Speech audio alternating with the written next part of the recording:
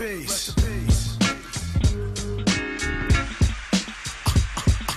What is it that you're trying to do here? What are you...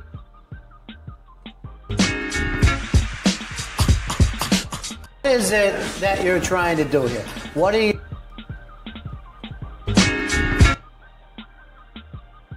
What is it that you're trying to do? That's a good question. Yeah. It ain't make money because I'm stuck, you know. Like everybody, like, you know, Carlos was saying, I want to buy my mom a house. Yeah, I do too. Everybody want to buy. Right. But one thing I learned about this game early is it's a lonely game. It's a lonely journey. It's really hard. To answer your question, what I'm trying to do is be righteous. And when I say righteous, I don't mean God, you know, God righteous. I mean, just when I wake up, I know I was honest to myself. You know what I mean?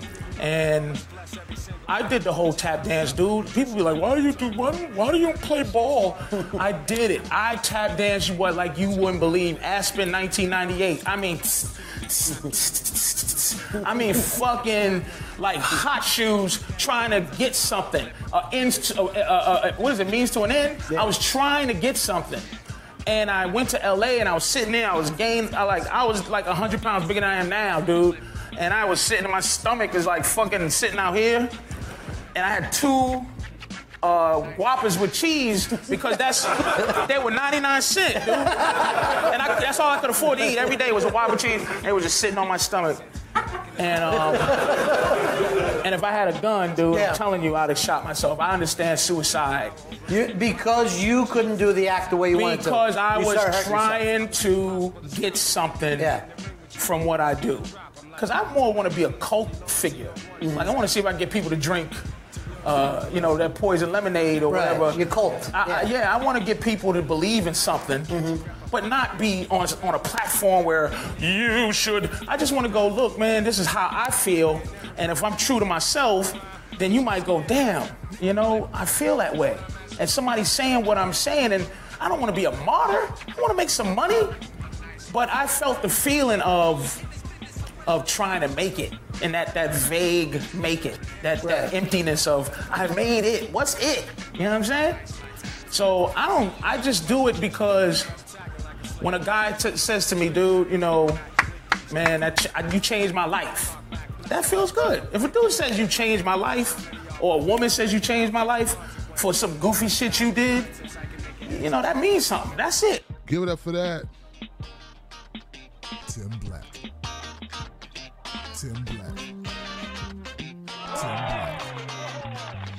Yes, I am. True. Funny. Yeah. Tim Black. I am TimBlack.com. Tim Black. This is crazy.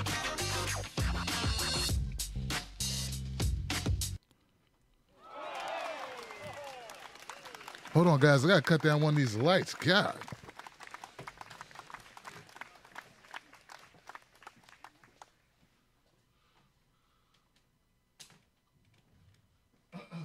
Yeah. All right. All right. A little bit better, a little bit better. Hey, everybody. How y'all doing? Welcome to the show. I see you out there. What's up, what's up, what's up? It's Friday. Here on the Tim Black at Night show. It's Freedom Friday. Glad to have you. Let me give a shout out to my people out there in Facebook world, YouTube world, and Periscope world. Give it up for that. I have the steam. See the steam coming off my coffee? That's some coffee. That's it right there. Man. So what's up, everybody? Hope you had a good week. You know what I mean? Did I grab it? Yeah, I grabbed it. So we're going to have fun tonight. We're going to open up phone lines. We're going to bring callers in. We got callers in the queue. I'm going to callers in the queue in the house. Give it up for the callers on the line. Yeah. Right? You got the freaking air conditioner running. You can hear that crap in the background. I hate that. That's the benefit of being in an unfinished basement. It's just all this shit just running. So yeah. So this week is crazy. Look, hold on, let me give you the phone number. My bad. Phone number 319-527-6212. So you can call up 319-527-6212. Call up and be a part of the fun and get your own opinions out there. You know, the reason why you should call is because somebody somewhere is thinking what you're thinking, but they're not going to be able to call. And later when this show is played, right, you'll be the person saying what's on their mind, you know? You'll be the one that's like reaching into their brain, bringing to the world that thought, that idea, that subject, that topic, that guttural emotion or whatever it is, right? You'll be that person. That's a good feeling, I'm trying to tell you. It's a good feeling. God, my shirt is very wrinkled. You should get this shirt, by the way. Yours won't be wrinkled like this. This one just came out the dryer. And I should have took it out when it first stopped, but I just grabbed it. Because that's still too hot. No Sellouts is the show. We do that every Monday. Me and my friend H.A. Goodman, right here on this channel. We talk about everything. Politics and just stuff surrounding politics. So tonight, I want to start off the show tonight to get the ball rolling so everybody get into the mood of just being free and just speaking your truth and not being, locked down with any type of restraints. I hope you're not locked down with any restraints, at least not any that you don't want, okay? So if you're into that stuff, fine, you know? But, just speaking your mind, I'm going to speak my mind on this. By the way, the show opened tonight with Patrice O'Neal, one of the greatest comedians ever. Give it up for Patrice O'Neal.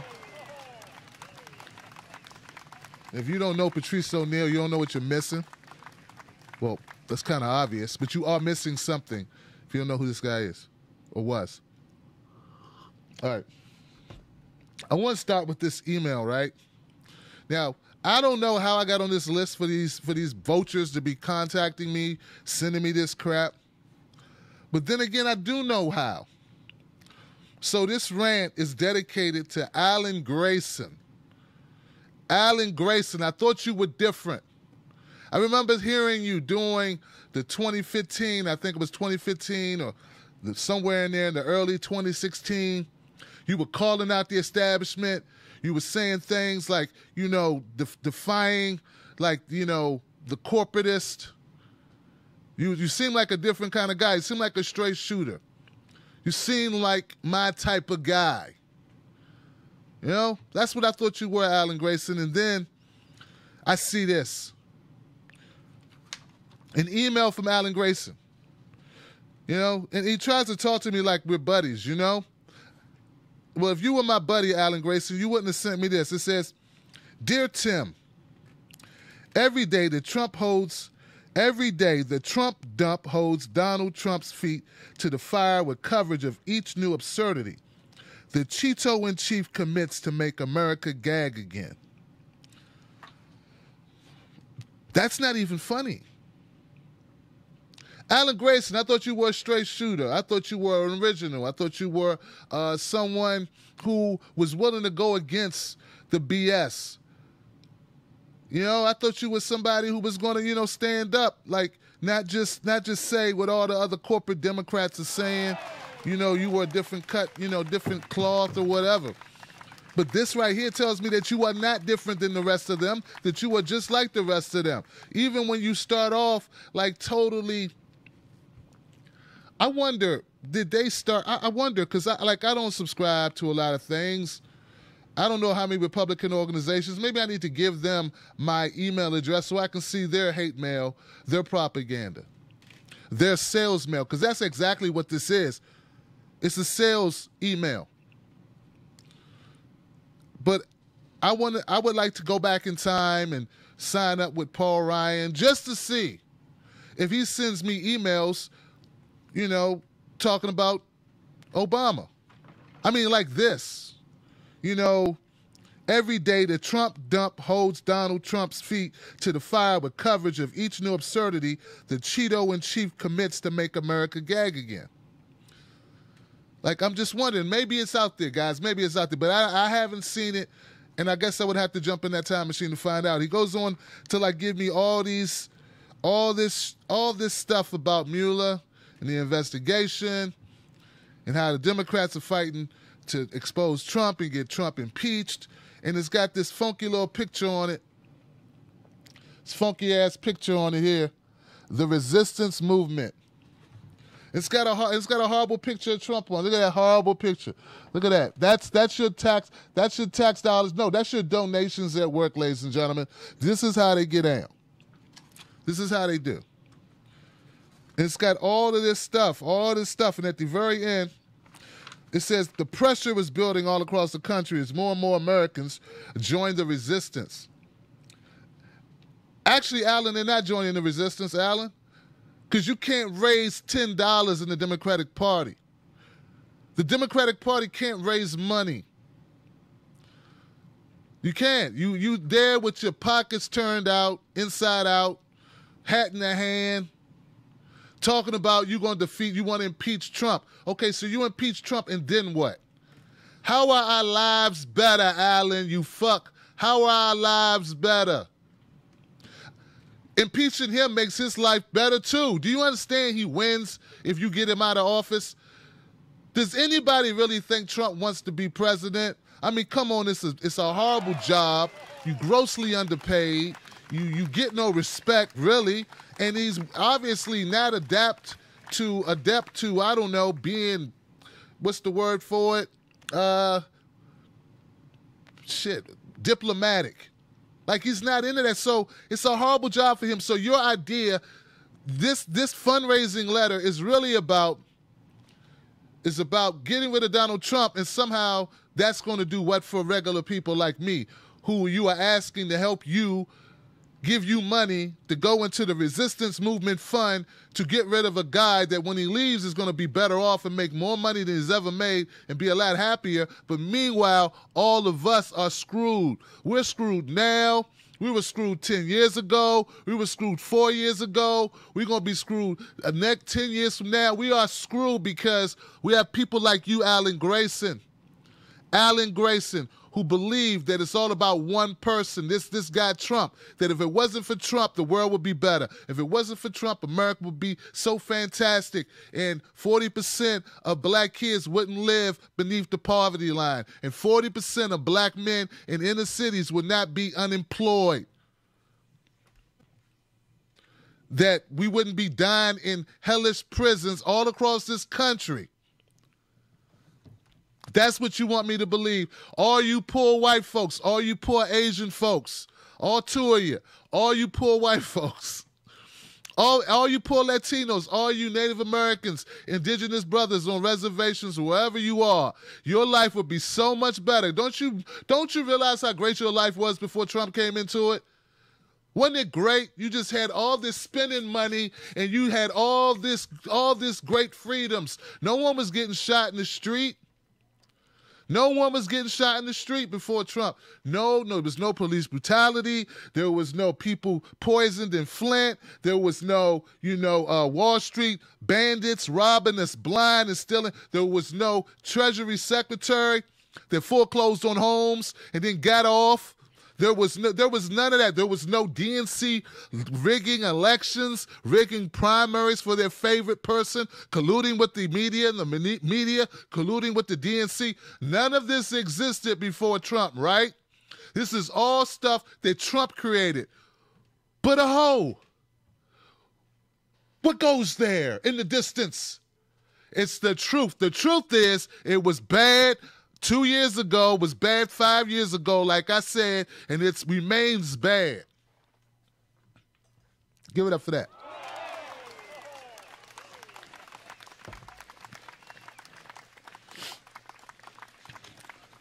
Subscribe here. Okay, one more time. Pressure is building all across the country as more and more Americans join the resistance and demand Trump's resignation. Who's demanding Trump's resignation? You mean the Twitter people? You mean the people under the stairs, the Twitter Democrats, the establishment flunkies on Twitter? You mean them?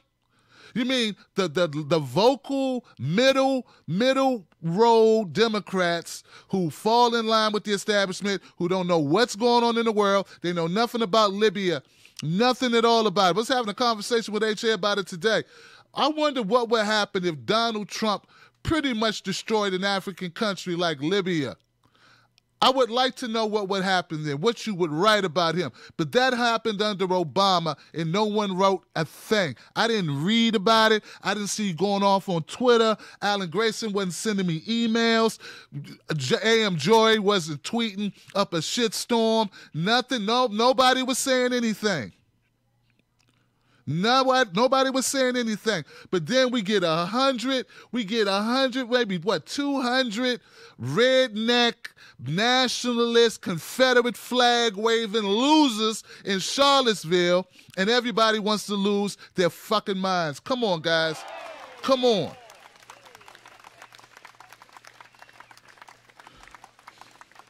You know, all of the hashtag people that have died, they all happened under Democratic rule. All of it. And not one solitary law was put on the books at all. Now, if you don't agree that anything should change in our law enforcement, then this point you totally won't agree with it. But that's not about the point of it changing or if it will fix anything. The point is they didn't even try. But every time someone gets killed by a cop, every time, what do? They got the Twitter, we get a Twitter trending, we get these people saying things, we get the tweets, we get all of this activity. But at the end of the day, no one's life is better. The person who got shot, obviously, their life ain't better. The community's still screwed and angry because they're getting played like a banjo. Or like a bass guitar. Let me take a bass guitar. Boom, boom, boom, boom, boom, boom. Playing with your emotions. Boom, boom, boom, boom, boom, boom, boom, boom, boom, boom, boom. Boom, boom, boom, boom. Playing with your emotions. Boom, boom, boom, boom, boom. That's what's going on, people. Oh, yeah, man. We're going to get it on. That's what I'm talking about. Come on, son. We're going to get it on tonight. So, Alan Grayson, my friend Alan Grayson finishes his fundraising letter to me saying, subscribe here to get your daily dose of the Trump dump delivered directly to your inbox each day and join the team by financially supporting our efforts to organize and oust the most corrupt president in American history. Guys, now, I know I got people out there who can think. No, seriously, I got people out there that can think. I know we got people out there that are smart people who understand what's going on, who understand when they're being played, who get it. And this was a guy, look at the big that can contribute to it. This was a guy who I thought had character. This was a guy who would go in interviews and say the thing that you weren't expecting to hear anyone say. He was the guy calling out the BS, trying to call out corruption. At least I thought he was. He was running like he was an outsider. He was ready to fight. And he was no punk ass. And then what does he do? He falls right in line. And I'm not going to make excuses for it. So all you free-thinking, all you smart people, all you people who say, screw a party, the only parties I like are parties I go to where they got an open bar and the people are nice and there's a spades game going on in the back or there's some type of, sporting event on TV with somebody getting CTE or something. Like, I'm used to regular parties. I'm not into political parties. And these guys are suckering the rest of America, all the people who think for some reason that if they could just get rid of Trump, all the problems go away. But it's not working on those smart people, but it's also even people who are uninformed or ill-informed. Those people who don't even watch mainstream media, they're not falling for it because they live in these communities. They live in Kentucky. They seen jobs go. They lived in Pennsylvania. They seen the poverty. They lived in Flint. They lived in Detroit. They lived in Chicago. They live in D.C. They live in Maryland. They live in West Virginia. They know what's going on with the water. We got hookworms down south and people's food, or people are getting hookworm disease. Do you know how poor you have to be to get a hookworm disease in 2017? I saw a video on YouTube of a woman and her daughters living on a plantation somewhere, I think it's Mississippi. She don't even know we free yet. She doesn't even know. So I'm saying there are people who don't watch mainstream TV, mainstream news, mainstream media crap. They ain't on Twitter. And they don't buy into this. They know the problems that existed in this country existed way before Donald Trump. And they know that this is BS. This will fix nothing. They don't want to structurally fix problems. They just want to be in charge, and that's not the same thing. No, that's not the same thing. If you want somebody to elect you or select you, then you have to say why. And it can't be this person sucks. But see, this is all elementary stuff. They know this. They know this, y'all. But the people that don't know it, the people that don't know, see, look, if we could get the people that are being suckered to no longer be suckered and start supporting independent media, maybe we could get the word out that you are not alone in your thinking that this corrupt system needs to go. See, if we could get the word out just to enough people, man, just to make people wake up. Like, I keep saying it. If we could just spread awareness, like so that more people would understand what we're dealing with and be able to at least know in their hearts they're not the crazy ones. That I'm not crazy for saying, you know what? I'm willing to fight for what's right. And I know these people are lying to me. I can see their lips are moving. But you're lying. Like, there are a lot of us. There should be so many more of us. Because there are a lot of people who know it didn't just get bad November 6th, whatever the hell it is. Like, it didn't just get bad on election night. And Alan Grayson wants you to believe otherwise. Give it up for that.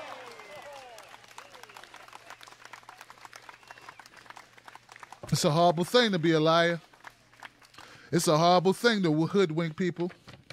It's a horrible thing. They do it all the time, though, guys. I don't know. Was that brutal? Was I hitting them pretty hard, guys? I wanted to hit them pretty hard. I was offended to get that in my email. I don't even like using the word offended, but I was offended, man. I can't think of a better term. I was offended. Like, what the hell is this? So, I don't know. I just felt like I needed to express that angst. That angst. I got too much going on here. What the hell? Can we bring down the temperature a little bit? Goodness gracious, man. This is gracious. This is like, can I bring this down a little bit? Thank you. Goodness gracious. Apply, okay. Can we roll with that? Yeah. Good gracious. Feel like I just got radioactive or something, man. I'm looking like Johnny Blaze up in here. So what else is going on, guys? What else is going on? Phone number is 319-527-6212. 319-527-6212. Look, someone commented to me on Twitter about Aaron Hernandez, and I want to make it clear, man. I support victims, right? I support victims. I made very harsh videos about Aaron Hernandez, and this guy's a killer. I don't want to waste any more time talking about him. Of course, he did kill Odin Lloyd. I believe he did kill Odin Lloyd, and I believe he should have went to jail, and he was going to be in jail for the rest of his life unless he won his appeal. And he had a very good lawyer who just got him off. But I do recognize there's a money aspect to this where you got lawyers trying to sue the NFL. So that's a part of it. My thing is this, guys. I want to take the opportunity just to tell people, the system is set up to distract us from real stuff. And they do so very effectively. And one way they do it is with celebrities, and they do it with sports. And we know that. Like this stuff, meanwhile, while you're watching the game, other stuff is going on. And while you're wrapped up in your fantasy football, detaching from reality, other stuff is going on. And look, and I get that because it's like, How am I going to change what's going on? How me being involved is going to change? And you can feel overwhelmed and inundated. Like, man, I just want to smile today. And I get people wanting to take a break from reality, but my problem is some people take breaks and they never work. They just stay on break all the time. It's always a break. Like, there's serious stuff going on in this country, and we got our kids living here, and we're living here, and our neighbors live here. So we need to sometimes cut off that TV, man. And if we find out, to see with the Hernandez thing, it's not about did he kill somebody? Yeah, he killed somebody. He's in jail, and now he's dead. So that's not the conversation. The conversation is, did the NFL alert players that by playing this sport, it's a very likelihood that you will develop a degenerative brain disease, a degenerative brain disorder that could escalate, and the symptoms are taking your life, aggression, depression, and some other stuff. So this is the reality of it. So that's what the lawsuit's about. Lawsuit's not about is this guy innocent. So back to my point. Don't say that you are against corporations running our country instead of good people like us. Don't say that you're against the corporations sucking us dry when it's time to stand up with the corporations and say, you know what, you should tell these young people who are joining this profession that there's a lot of risk. People know it's a risk, but people think about breaking arms and breaking Achilles and blowing out their knee. You know, at the worst, maybe you'll break your back. But no one thinks about that, you know, after you finish playing. Come on, correct me if I'm wrong. After you finish playing, that you may not be able to count to 10, or that you may look at your wife and not even really know who she is because of the memory loss. You understand that you can look at your kids and not remember time spent with your kids. Like, this is serious. And that should be on the locker room door. That's how real it should be. Like cigarettes have a thing on the box. That's how real CTE should be. And that's what the lawsuit's about. It's not about Shannon Sharp. The lawsuit is not about was Aaron Hernandez a bad guy. I thought we already solved that. He was in jail for murder for life. I thought we already came to that conclusion. The discussion is about, should the NFL have to disclose, and have they properly disclosed the risk that people are taking when they play football? That's the question. That's the issue. And I'm seeing too many people give into Tim, don't take away my fun time. Don't they know what they say? Don't talk politics during my fun time. I watch this to get away from my shit job. My job sucks, so I watch football, or I watch basketball, or MMA, whatever, wrestling, or whatever you watch. Listen, here's the thing. This is the part. Maybe your job shouldn't suck so bad. Maybe it shouldn't be. You shouldn't have to have some other thing to escape from your day-to-day. Maybe your day-to-day should be better. Yeah, maybe your day-to-day should be better. Maybe Americans should work less hours, get paid better wages, be able to go on vacations, be able to get sick, not have to worry about this, or be able to switch jobs if they want to and not wonder if they're going to have health coverage for their kids and for themselves. Maybe those are the things we should want, but you know what? But here's a catch. In order to get that done, you got to be engaged in what's going on. If you just keep cutting on the TV and going to the movies and zoning out and getting high and getting drunk and forgetting what's going on, then we will never be able to fight for what we deserve. So meanwhile, you see what I'm saying? This is the circle of hell. It's the circle of hell. And you're creating it. You're helping to create it because you don't want to think about stuff that make you sad. Look, man, sorry. I didn't make it this way. I didn't make it this way. It's just the way it is. I'm just reporting what's going on and giving my own spin and commentary on it. But I didn't make a single bad thing that the DNC or the Hillarys or the Republicans or any of these people did happen. I'm just telling you. So if we don't have the patience, if we don't have the heart and the drive to demand better and to start organizing, and the first step to organizing is communication, is awareness, right? So like if we don't have that, we don't start making ourselves aware to what's going on, because how are we going to fight against something that people don't even know exists?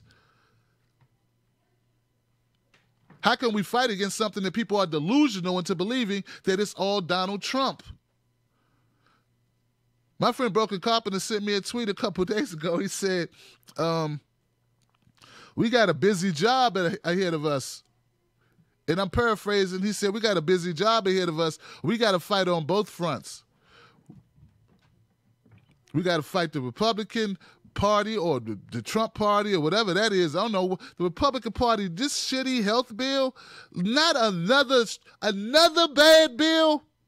Another bad bill. Look, they get away with it. They get to keep their jobs. They get away with it and they get to keep their jobs. You understand this? If you went to a restaurant and you sent the food back 3 times, and that's the same chef that cooked it, they fire that chef. They fire him. If you went to get your car worked on, and 3 times they couldn't fix it, but they took your money, you know what? You could contact somebody and you could shut that place down. Or they get a knock on their Better Business Bureau, whatever the thing is, their Kelly Blue Book or whatever. The Amy's List or whatever that is.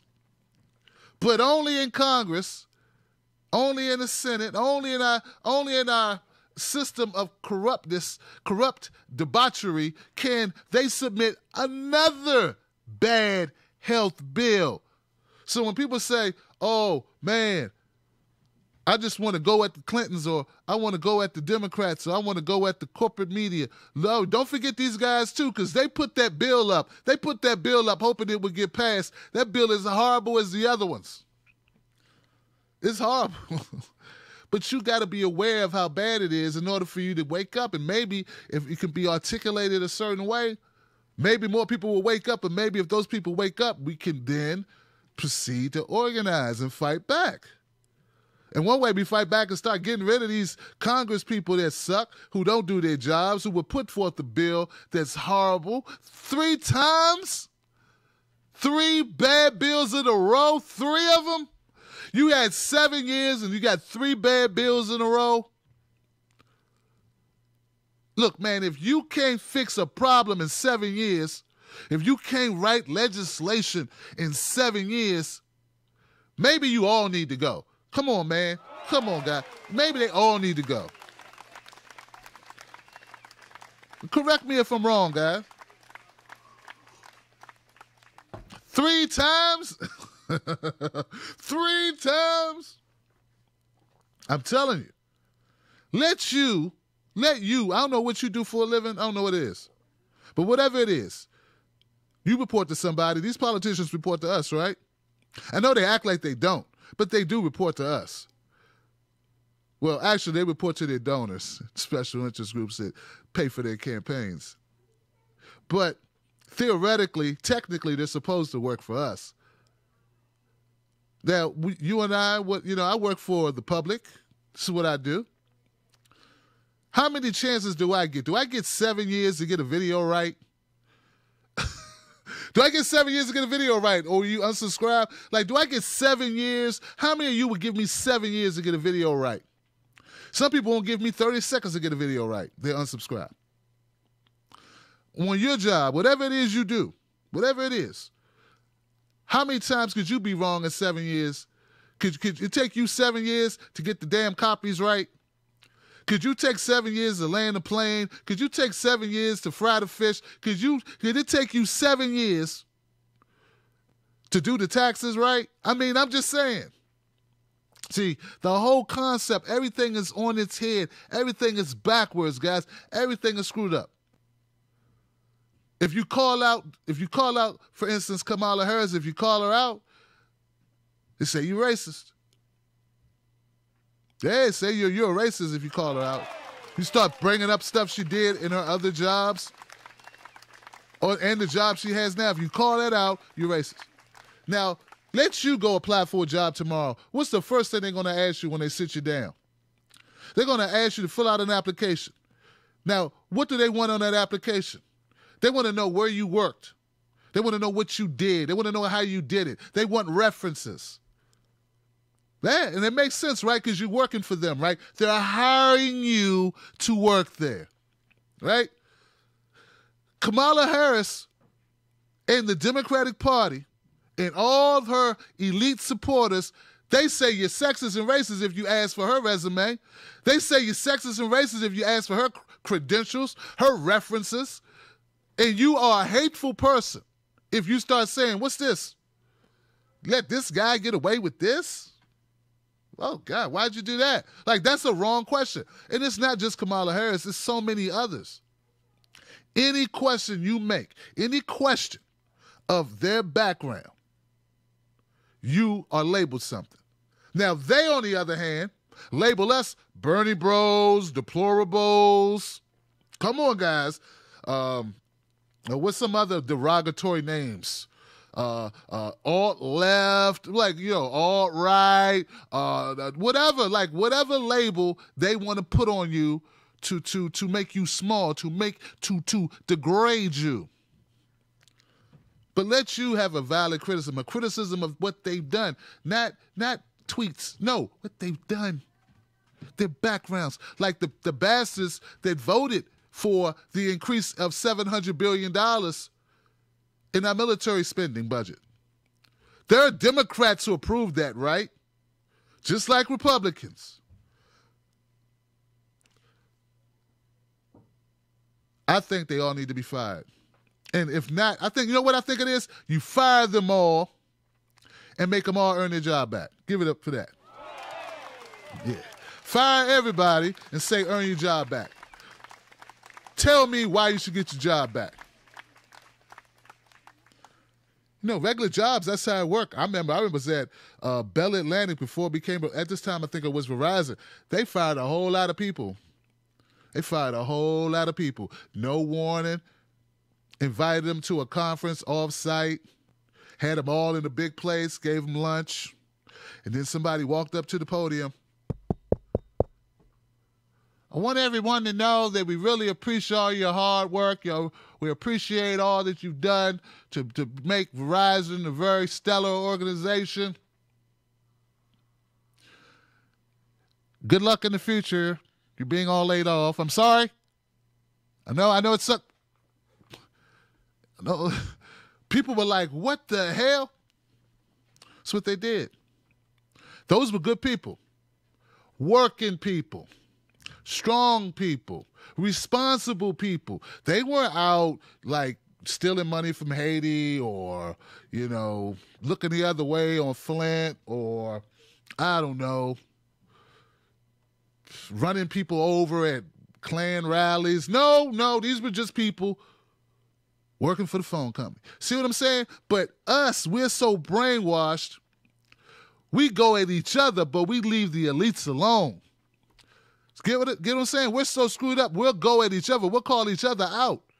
Let some redneck, toothless woman in a Walmart parking lot use the N-word, and we all wanted to lose her job. Let some, Latino woman, cross the street and have a yelling, have an argument with a cop and make it go viral on Facebook, and we want her destroyed. Let some kid, punch another kid on video, and we want his life destroyed. But the elites and the politicians, when they bomb countries without our approval, for money, for power, we look the other way.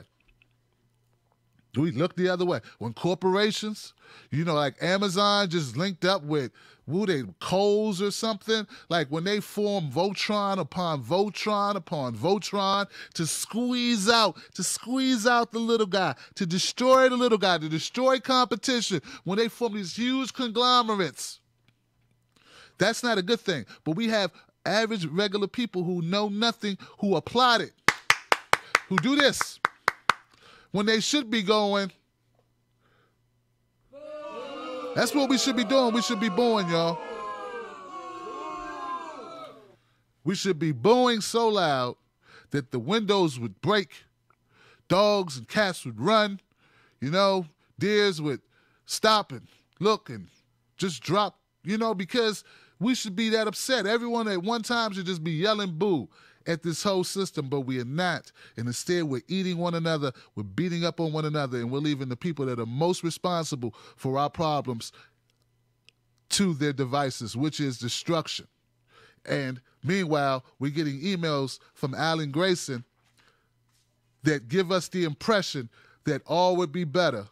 And all those people in Verizon who lost their jobs, and all the people in Flint who have conditions, nervous system been compromised due to bad water by bad decisions from bad politicians, we ignore it. And all I'm saying is we got to do better. Give it up for that, guys. Tim Black. Give it up for that. Tim Black. All right, guys. I appreciate y'all. What I'm going to do now is I'm going to phone calls. Phone calls in the hole. The phone number, once again, is 319-527-6212. I want to thank my man, Howard. Howard, I want to thank Howard for these headphones. These headphones are the bomb, my brother.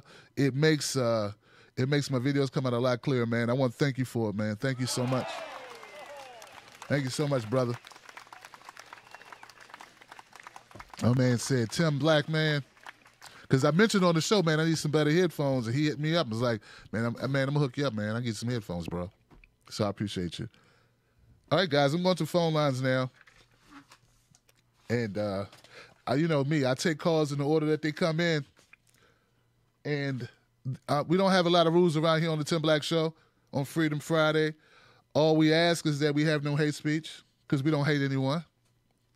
No one, not even the people in the rant that I just went in on. I don't hate them, okay? So we don't do hate speech here, and we don't got to explain what hate speech is. You know it when you do it, so don't do it. That's all. And you can do it, just don't do it here. That's all I ask, right? We are going to be on a timer because I want to get as many calls in as possible, and I'm going to start with the calls right now. My first call is from a 410 number. 410, how you doing, my friend? Tim. Hey. Hey, Tim, it's Roro. Hey, Roro, how you doing? What's up? Good, Tim. How you doing? Good.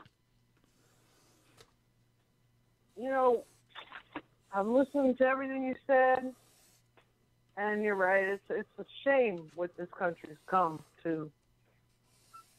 You know, and what can we do? That's the thing. There's a lot of people out there that I talk to that they are woke now, but they just feel like, what can we do? You know, and we could vote them all out in 2018.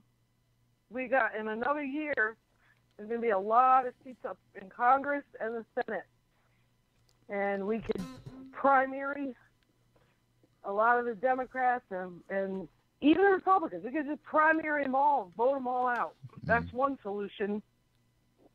Also, I don't know what we're going to do about our police forces because this shit is getting really out of hand. Oh, I'm sorry about my language. Damn. Oh, I just did it again. Okay, I'm sorry. I'm really going to be real careful now because I don't want to get banned again. Oh, by the way, I'm still banned in chat. I asked Momo to unban me. I don't know if he knows how to do it, but I tweeted to him to unban me, and he liked the comment, which I don't know if that means he's going to do it or not. But yeah, Roro Rants, that profile's still banned in chat. So I appreciate it if you could fix that.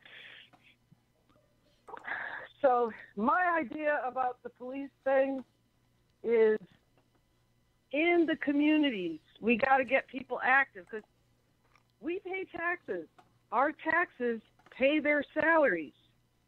So we got to have like town hall meetings. The citizens that live in those communities that pay the taxes, that pay their salaries, got to get together and force them to do what we want them to do because they work for us. They are just trampling all over our rights. You know, our Fourth Amendment right, search and seizure, that's done. We don't have that anymore. I mean, they just do whatever they want. And now they're taking away our right to due process. They think they are the judge, jury, and executioner, and they just go around shooting up people, whoever they want. I just found out about this guy in Oklahoma, this deaf guy. They shot him on his lawn. He didn't even do anything. His father was in a car accident, a hit and run. Mm-hmm. So the police came to the house, and he didn't know why the police came to his house. You know, he was an innocent bystander. But I guess he was threatening looking, and he didn't hear what the police were saying, and the neighbors were shouting, he's deaf, he's deaf. One of the police officers tased him. The other one shot him dead. So they think they're just the judge, jury, and executioner, and, you know, they're just killing people left and right. And, you know, it's a shame. I mean, we're living in a police state now. It's the way the Soviet Russia used to be. When I was a little girl, I used to hear about, I think it was called the KGB.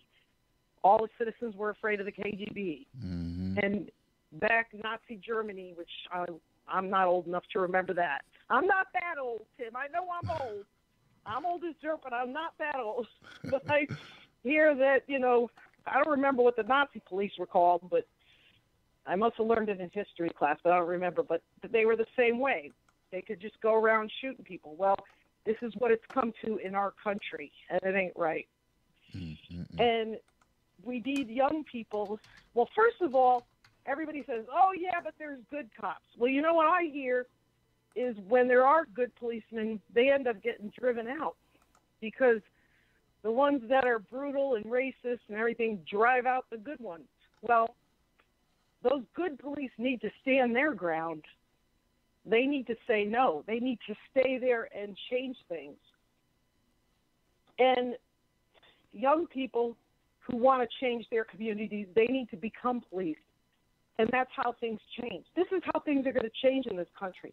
The new generation that's coming up is more progressive, and the older generation is dying out. And the new generation that's coming up are the ones we got to get voted into Congress, and they need to become police officers. And we need them to take over, and that's how we're going to make things more progressive. And that's the only hope. So like everything else, the hope is with the children.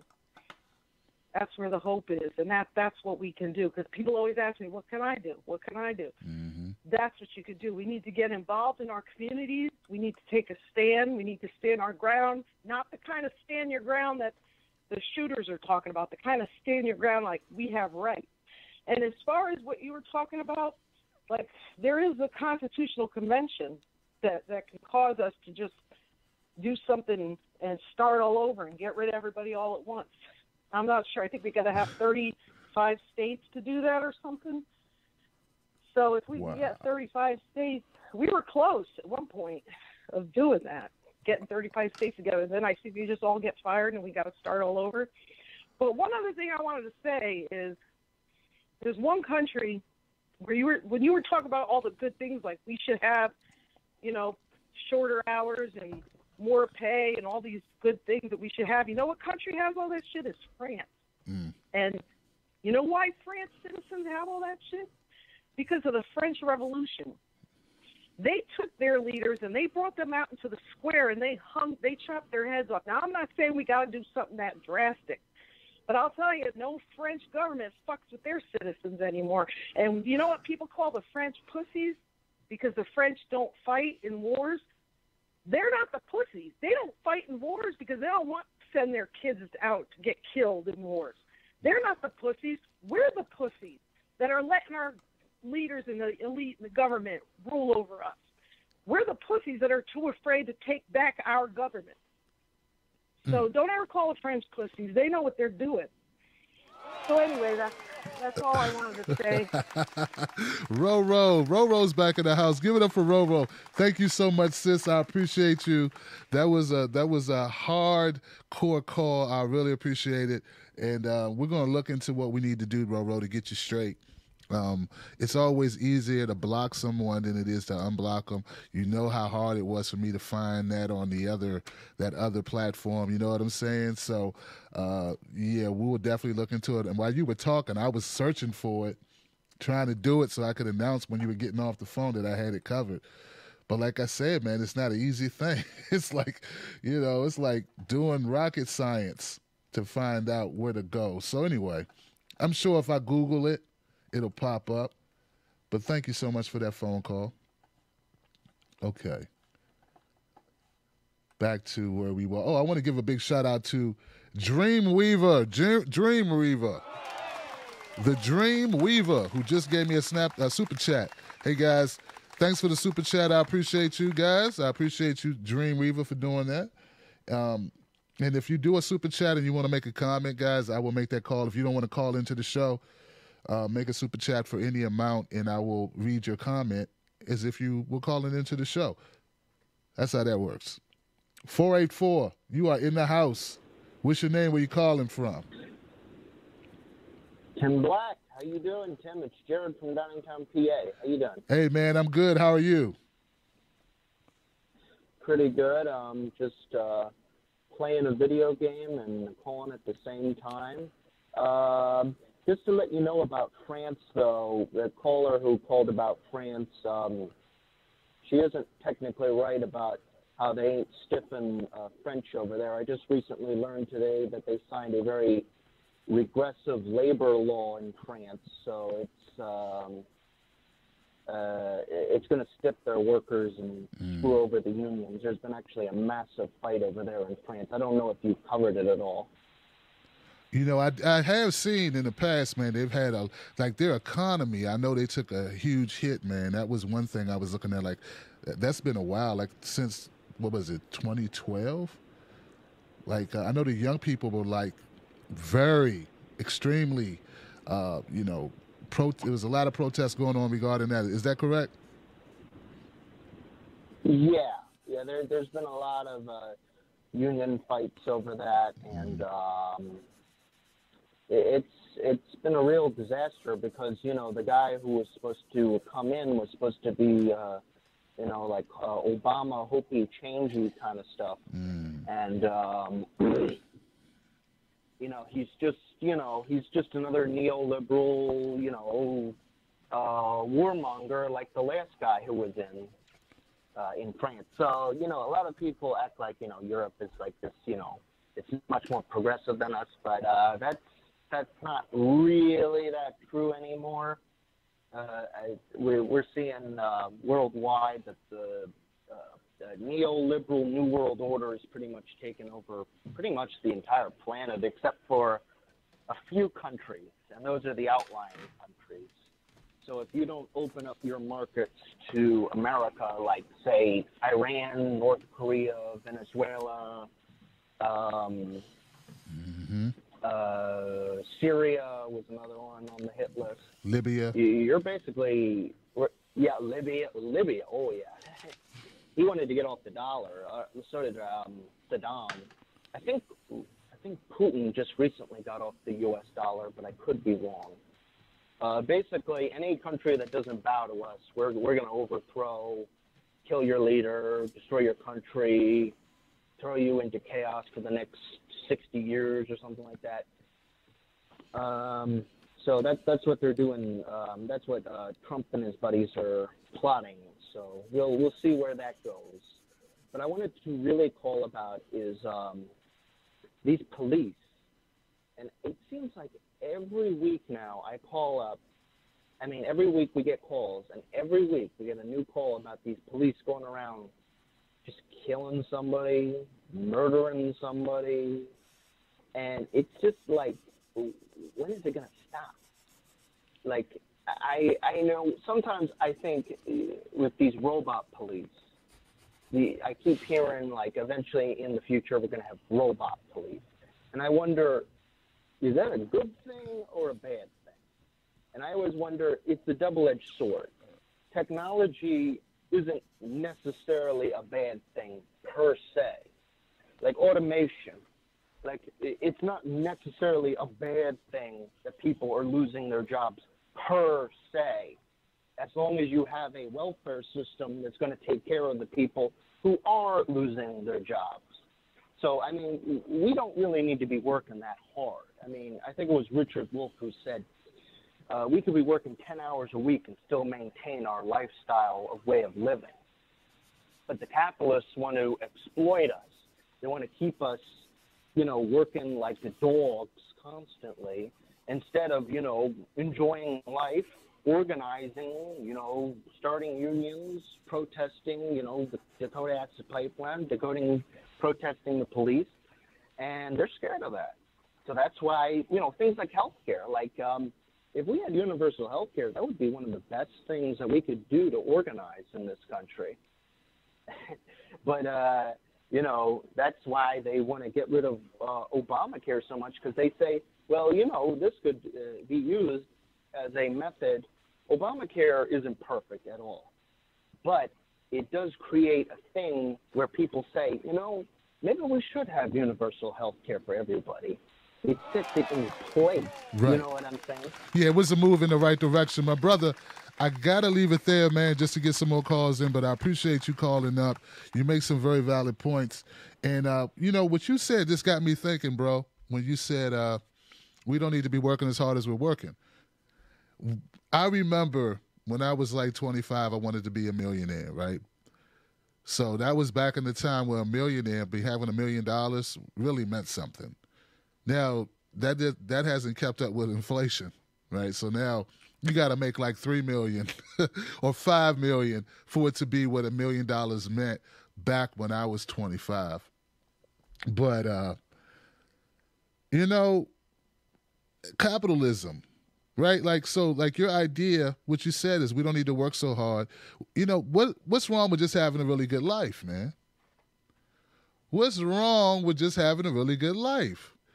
Being able to feed your kids, being able to, just be able to drive if you want to drive, drive a car, to be able to get away with your family, to be able to keep a roof over head and not worry that the lights are going to be cut off. Like, these are problems that a lot of Americans live with, all the time.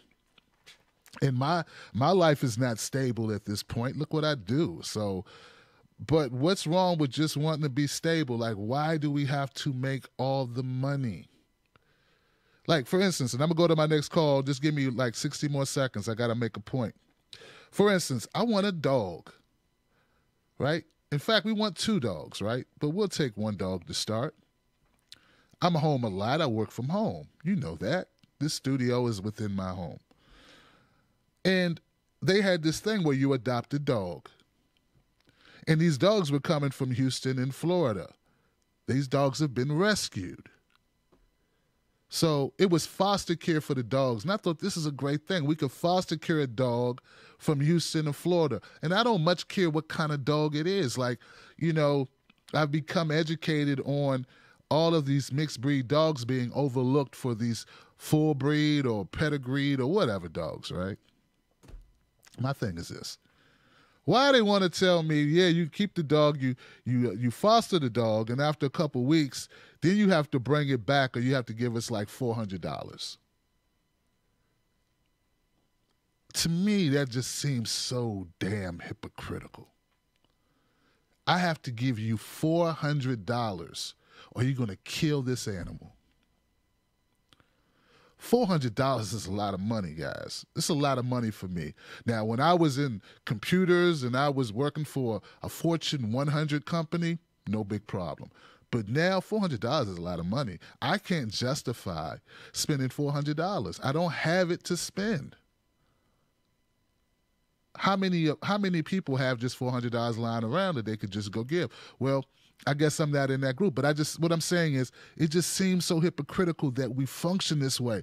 These animals, these great dogs, they rather put that dog down than give it to a family. So what is a rescue? You're rescuing the dog from the water to bring it to Maryland, to put it in a cage and then kill it because these people don't have $400 each to give you for the dog. I'm just saying, guys, it doesn't make any damn sense, man. It just pissed me off. And somehow that has a tie into capitalism or something. I don't know. All right, 562. Thank you for holding on, 562. You're live on Freedom Friday. What's your name? Where you calling from? What's up, Tim Black? This is Marvin from California. How you doing? My man Marvin, man. Marvin, you got a dog, man? You a dog or a cat guy? Nah, you know, and it's a trip that you said that because my daughter's, I never used to be a cat person, but as I've gotten older, I kind of, you know, gravitated to cats, and both my daughters want one, and I can't afford it. And you had me thinking of what you said. You know, capitalism will have a company throw out milk to keep the price artificially inflated. You know what I'm saying? That's this world. That's this system we live in. But really, that's the only thing I'm gonna say about that. I was just listening through the phone because I was driving earlier, and I just got one thing to say: peace to the Wolf Pack. Love you, Tim Black. Yo, my birthday is this Sunday, man. I'm gonna be 50 years old, man, and I don't even know how to feel about that. But peace. Y'all have a good weekend. I'm gonna do the same. Later. My brother, happy birthday to Marvin, man. Give it up for Marv, man. Come on, y'all. Look, the way you feel about it, Marvin, because I ain't too far from that myself, is you feel damn good about it. Because you are fortunate, my brother. Think about all, and I know, like me, think about all the brothers that you've known and the sisters who never got to see it. And then just know this. It beats the alternative. All right? Getting older ain't fun, but you know it beats the alternative. And there's only one alternative, guys. So, yeah. And I'm sure your kids are glad that you are turning 50. Give it up for Marvin one more time, y'all. You know what I'm saying? If I get this mic up, I can stop hunching over. All right, I'm going to go to the next call. Thank you for holding. 314 up in this house. Hey, 314, you're live. Hello? Hey, how you doing? Hey, Tim, it's Dimebag from great state of Missouri. How y'all doing this evening? Dimebag up in his house. My brother. Dimebag, man, I was calling you Don Bay for like 2 years, man. I called you Don Bay. I know. And you never once said, Tim, my name is Dimebag, man. Why would you let me get your name wrong for 2 years, bruh? I never really. I was just like, it was all good. I didn't really trip off of it. Man. It was. I think the people knew what I was saying, so it's fine, man. It ain't no biggie. Man, it's all good. I got glasses last week, or maybe I need to get some earplugs too, man. But you know what? It's that now I got headphones on, man. Now I hear much better. But yeah, man. I can see you with the headphones. It looks kind of goofy, but it's all good, man. I know it does, man. But I want to be able to hear y'all, man. I could put the earbuds in, and then I sound funny because it's like you got your fingers in your ears, make you sound weird. But man, you just look because it's mostly because we're not used to seeing you. But after a while, it'll just be you won't even notice it. That's what I'm hoping. It's just stand out right now. That's all that is. Yeah, man. But no, I called. You was talking about dogs. From my experience, places like that where you go and adopt these dogs and stuff from these disaster areas, that's a money scheme. You want to stay away from those type of places. And you can find a dog, pretty much people giving them away and all other kind of stuff where it won't cost you more than just to have their shots, depending on the age. I know that's how it is in Missouri. And I got my dog. She's a typical American mutt. You know, the dad was a bull mastiff and the mom was Alaskan Malamute mixed with Labrador Retriever. Oh, shit.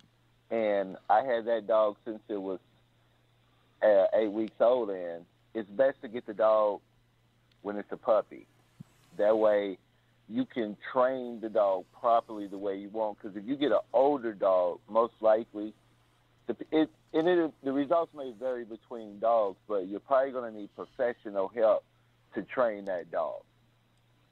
So just some little advice. You know, I know you looking into getting the dog. Yes, but sir. Yes, sir. Something you can want to take in mind.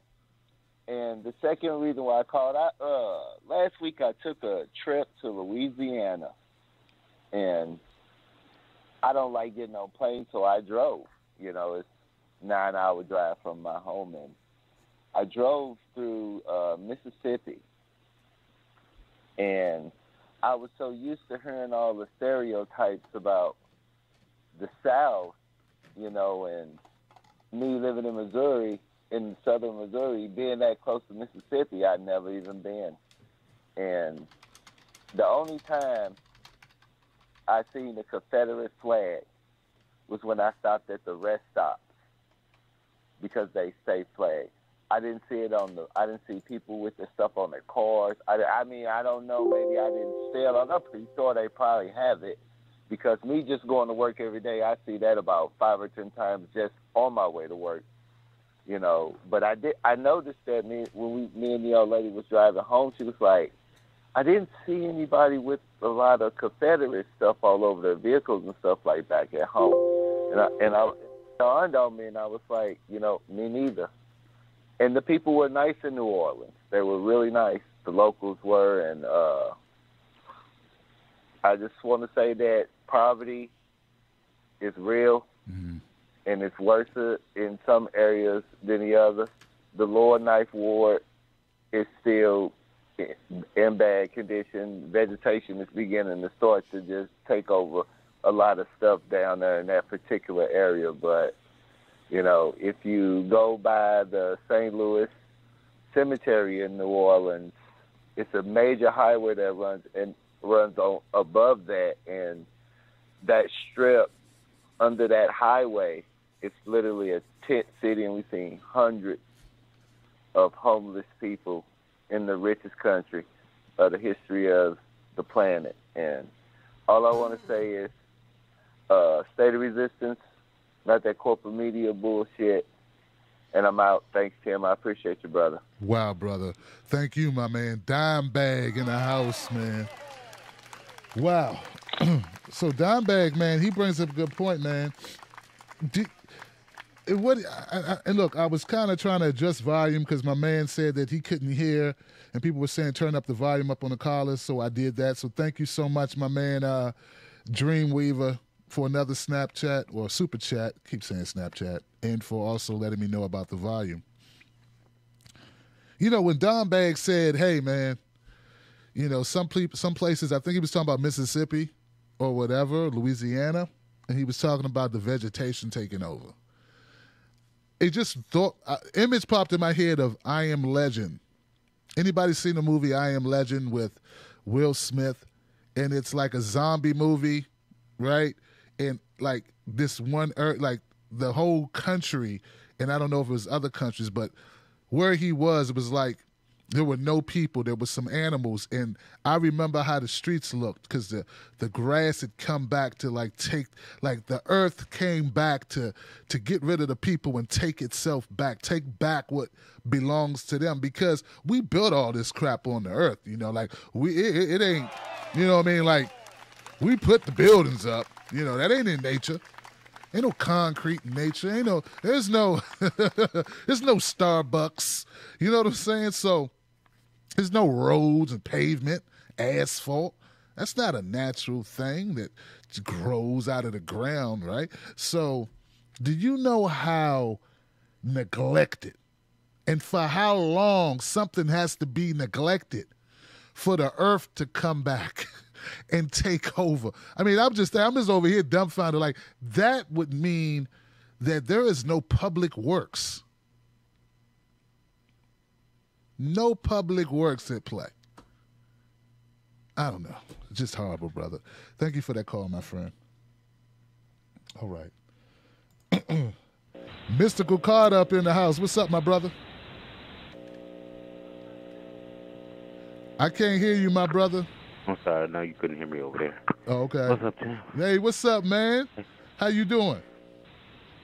I'm doing good, man. I'm enjoying the show. Feeding all these 50 cats out this bit. Okay. You a cat guy. Okay, man. So how'd you get your cat, if you don't mind me asking? Your cats. I adopted the original two, and I missed their appointment to get them fixed, and they went rampant.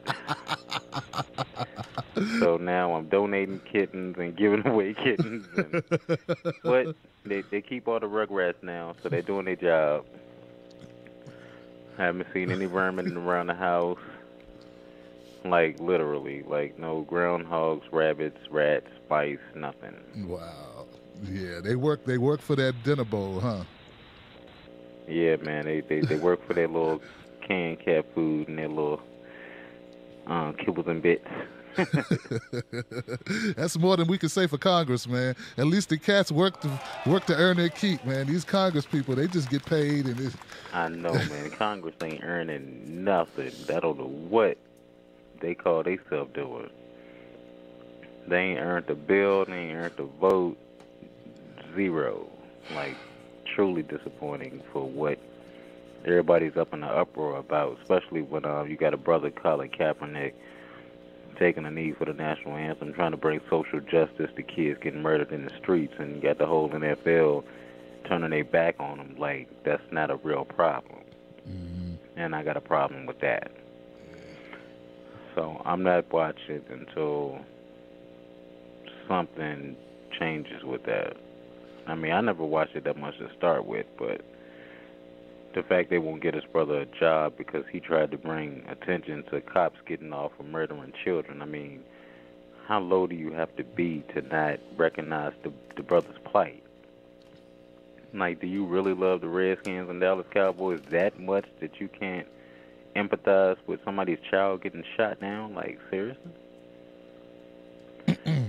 Yeah, brother. It's like they have this attitude that they don't want to be concerned with politics. You know what I'm saying? Like, if they want politics, they'll go to a political forum.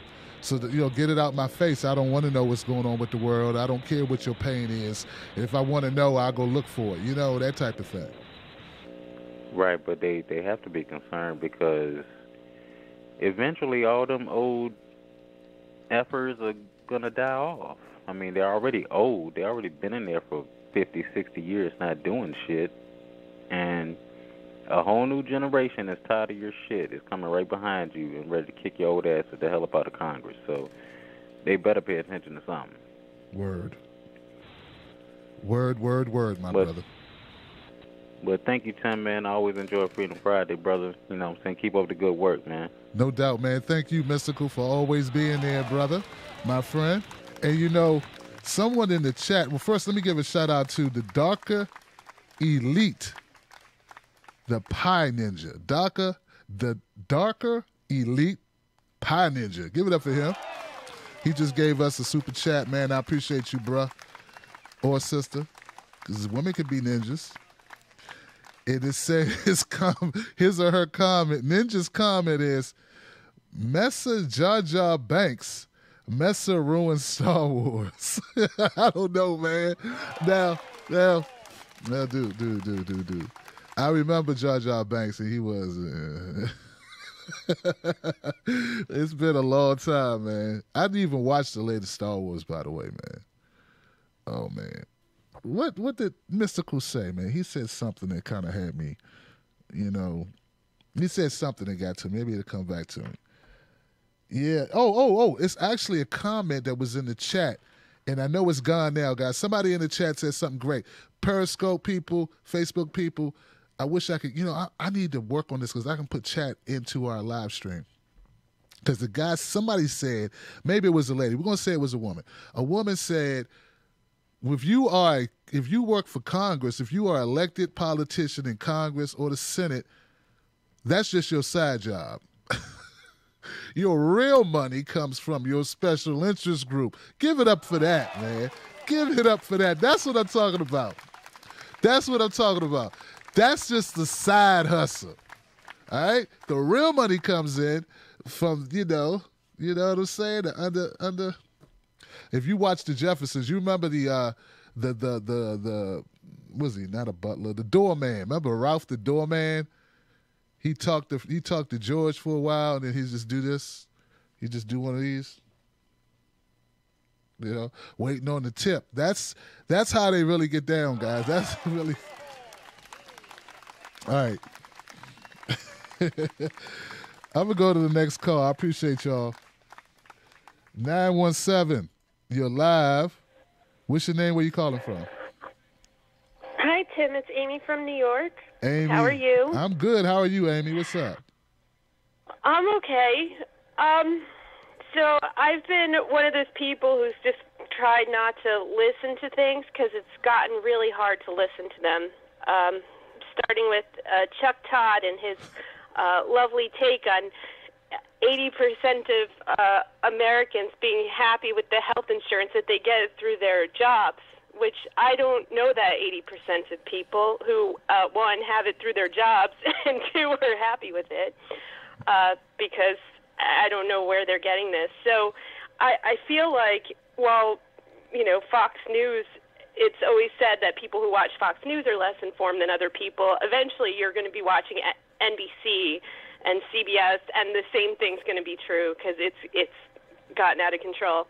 Another thing from the week was I saw that clip of Sean Spicer at the Emmys, and I actually I thought it was really funny at first because just the skit was funny, but when you think about the symbolism of it, these people really are one club, and they're actually laughing about how the people who are supposed to be conveying to you honest information about your country and about things that impact your lives, and they are lying to you, and then they're making a joke about it, it's not so funny, and they're all sitting there laughing because they just don't get it.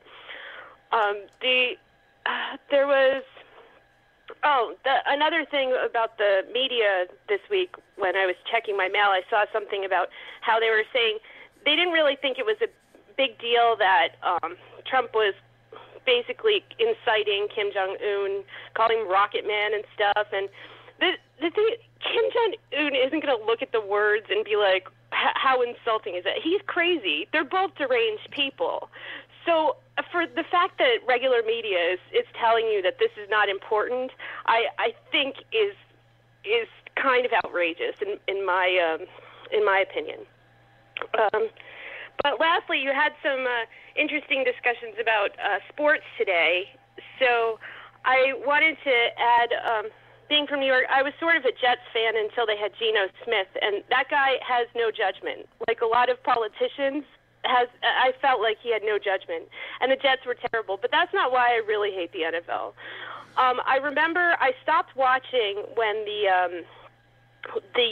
unions they were trying to they couldn't come to an agreement, and the owners prolonged the negotiating bargaining time, and then they had less practice.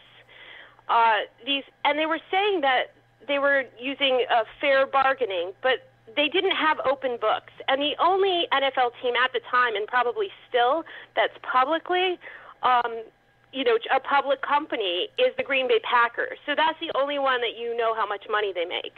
So if you're not going to show people how much money you're making and why they can't get paid more, I don't understand how that's fair bargaining to negotiate contracts. So that was outrageous. And then they really, really didn't, think about the players, because those guys have to be in such shape. They need the training before they start. And there were a lot of injuries when that season started.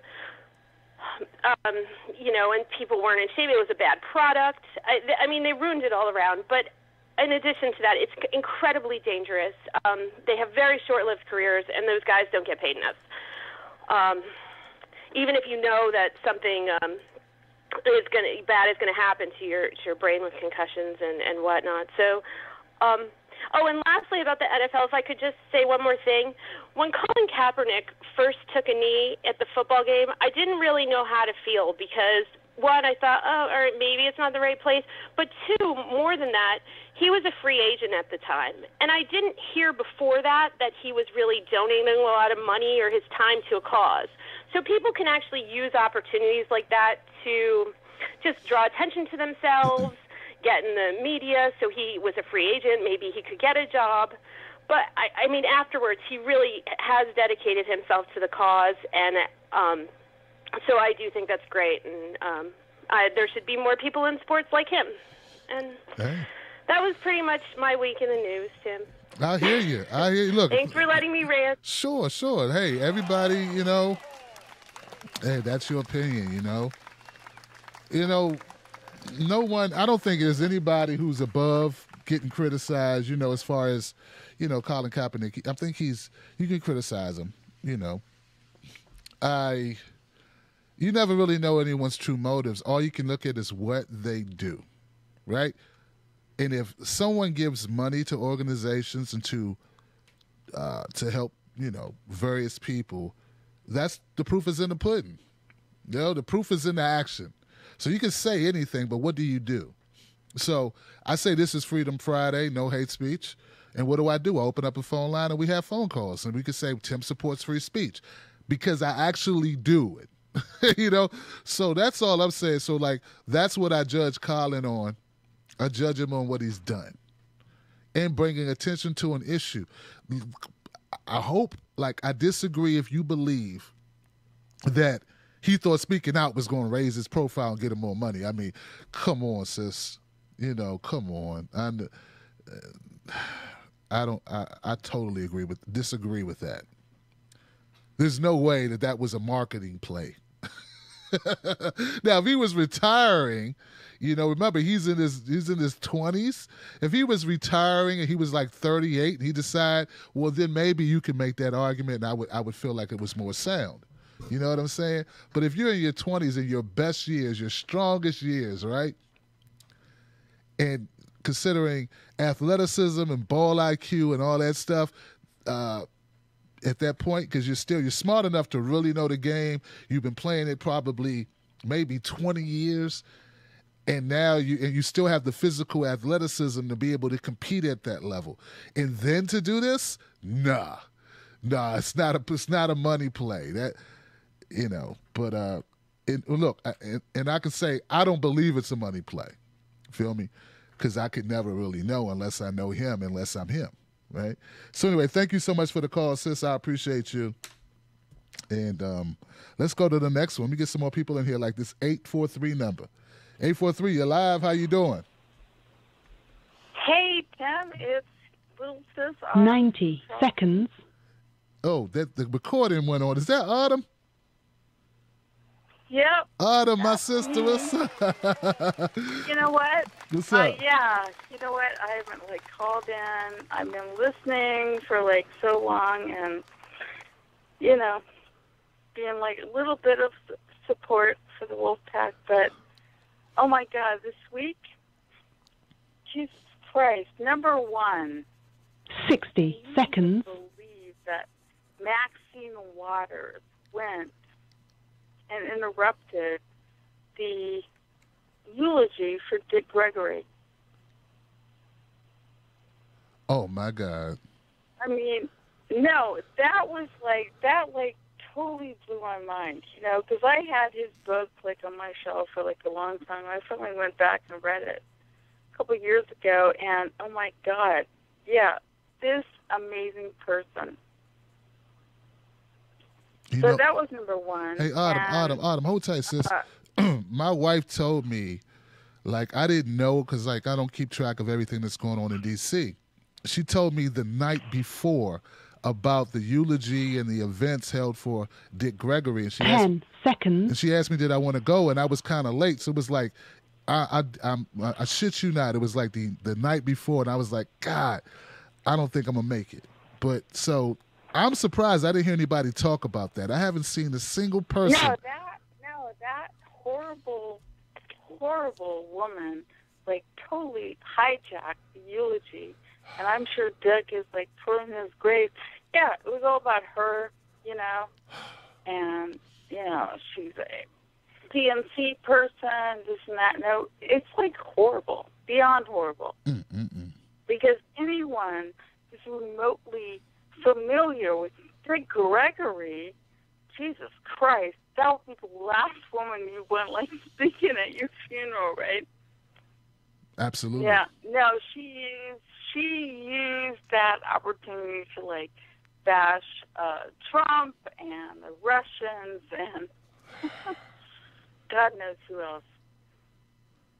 Well, she's got a video coming for me. She's got a video coming for me soon on that point. Yeah, you really, I mean, I'm never going to tell you to do a video, but really, you really might want to, like, watch that and do something with that, because I cannot imagine Dick Gregory, what I know of him, you know, reading his books and his videos. I can't imagine him even wanting that crazy woman close to him at all. I didn't mean to bring you off topic. Anything else on your mind? I didn't mean to hijack your phone call.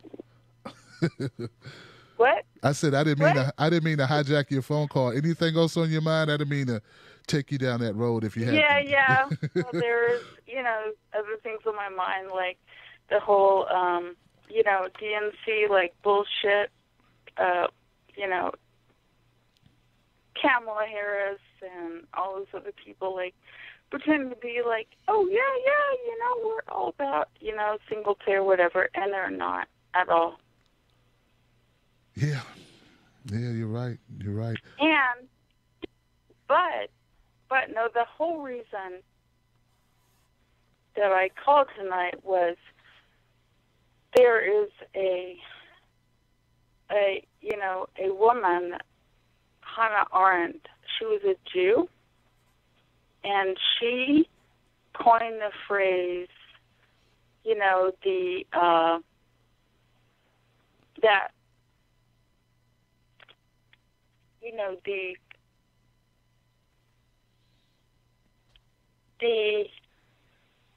essentially what she said was the ambiguity of all, that we all sit in evil, all of us, and that's what we're doing right now. And I had lunch the other day with a friend of mine who's in her 80s, and she is now watching the Ken Burns series on Vietnam, and she's, like, appalled. She's like, oh my God, you know, how could I have not known this? You know, how could I have not been aware of this? Well, you know what? Just like right now, Tim Black, you and Jimmy Dore and a few other people are making us aware of what is going on right now. And my thing is, there's no excuses. So people need to tune in, pay attention. If we're ever going to change anything at all, it's going to be because of people like you. Well, Adam, I appreciate you, but it's also going to be from people like you. But anyway, you know what? I get off the phone and anyway, love you. Love you back, sis. Give it up for Adam. Community, and you guys are like the best. I appreciate you, Adam. You know, I appreciate you giving me love like that, but it's also people like you too, you know, and all the callers, all the people that support this show. Like, this show is fan funded. You know what I'm saying? And that's that. We do this, man. Like, you know, this stuff don't get done because, you know, just, you know, like, we don't have any, you know, big benefactor. It's us. It's us. It's people. You know what I'm saying? Thank you so much. 832. 832, you're live. How you doing? How are you? I'm good. I'm so excited to talk to you. I'm Arabella. I'm from Houston. I'm a first-time caller and a first-time live watcher. I just found you recently. Wow. Give it up for all the first times. I like that. Appreciate that.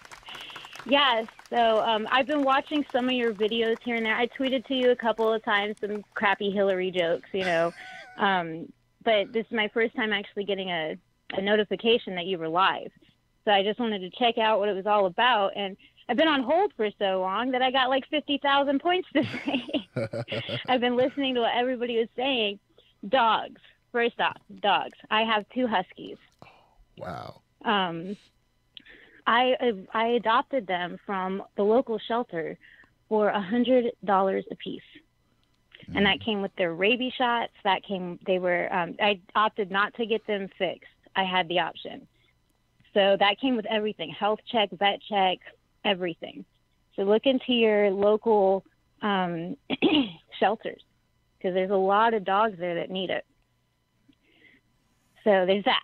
And then I'm going to scoot right on into my next thing, though, okay? Sure. People. We are only as weak as we are divided, and we are only as strong as we are united. And to hurt oneself or to hurt one's enemies is to hurt oneself. This racist bullcrap, I can't get my head around it. It's like you're not seeing cows not eating with, like, white cows not eating with brown cows because they're brown. This is totally man-made. This is such an easy fix. It doesn't cost any money. All it costs you is time, education, trying to understand your fellow man. That's all it costs you. It could be the easiest thing we fix in the world. So it drives me crazy when I get a little bit emotional when I talk about this, because I see my fellow human beings being shot in the streets. And I would say like a dog, but even dog catchers have figured out how to not shoot dogs and catch them. So it's like they're just being gunned down. And when I saw Eric Gardner's son on the news crying from his heart, we'll never be able to make that right. We'll never be able to make him whole, or take away the pain that his mother has to feel every time she looks at her son. And it's happening over and over again. And the racism is systemic. It is in the training. Wow. So it's so hard to sit and deal with this. And I am of the Caucasian bracket.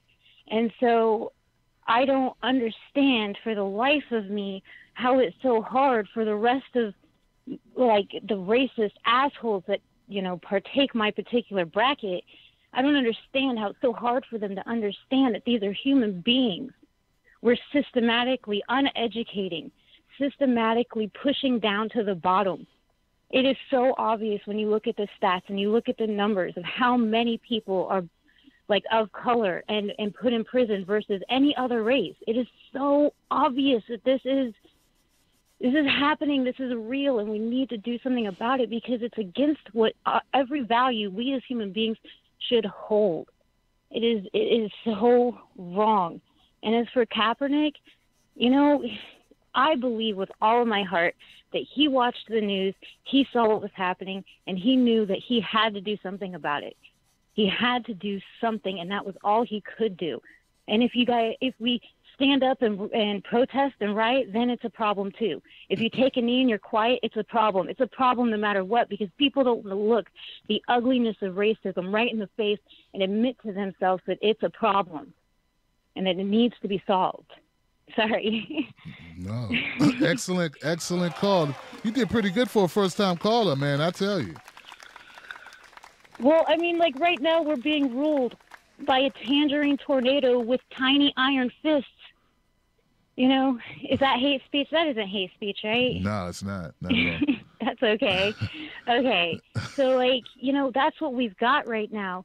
I feel like I'm just waiting for a big brother or a stepbrother scene to happen between Donald Trump and Kim Jong, and Kim to just run over to Donald Trump's drums and rub his balls all over him, and then a fight break out in the front yard. Like, this is ridiculous. We're dealing with children. Children have control. This is like, we're never going to get anything solved.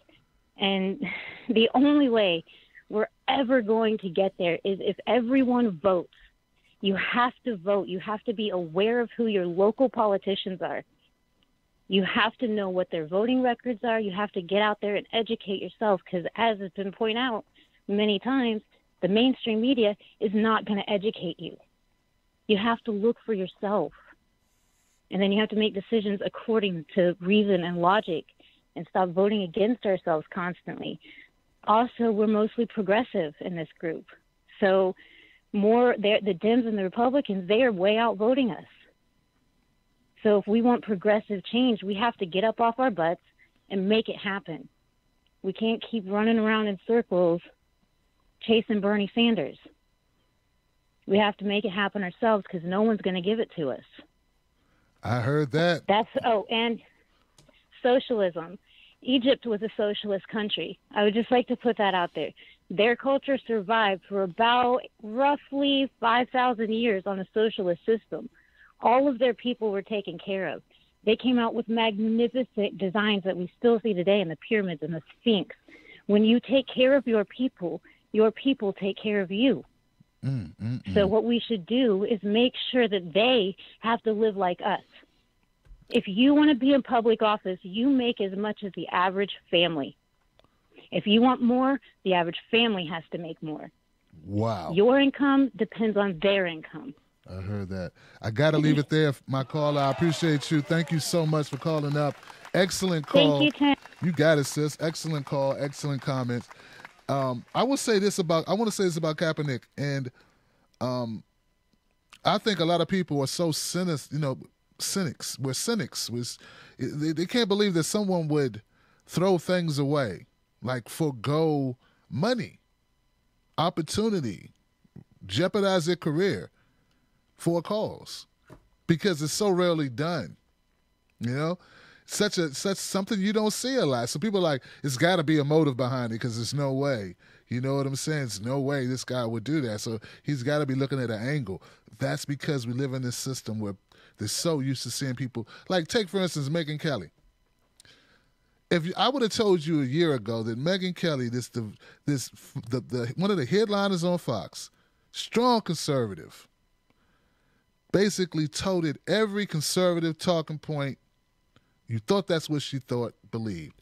If I would have told you a year ago she was going to be on NBC, MSNBC, and then she's going to get a show that's not even in politics now, and then she's going to say, hey, I was never into politics, I was just doing a job. That's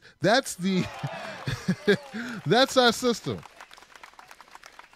Do you know how many people formed their political opinions behind Megyn Kelly, who was not into politics, did not care about politics? That's what she's saying now, because she's got a show now on MSNBC that's got nothing to do with politics.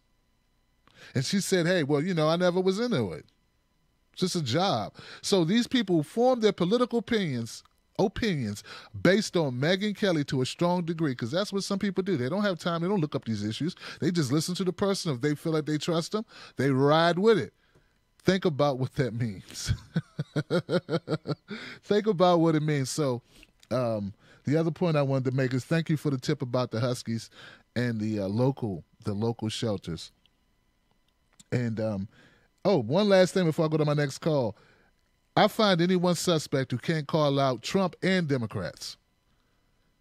All right? I'm serious. Like, if you can't call out Republicans and Democrats, if all you can do is just call out Democrats and only call out Republicans, then you are missing the point that both parties are screwed up.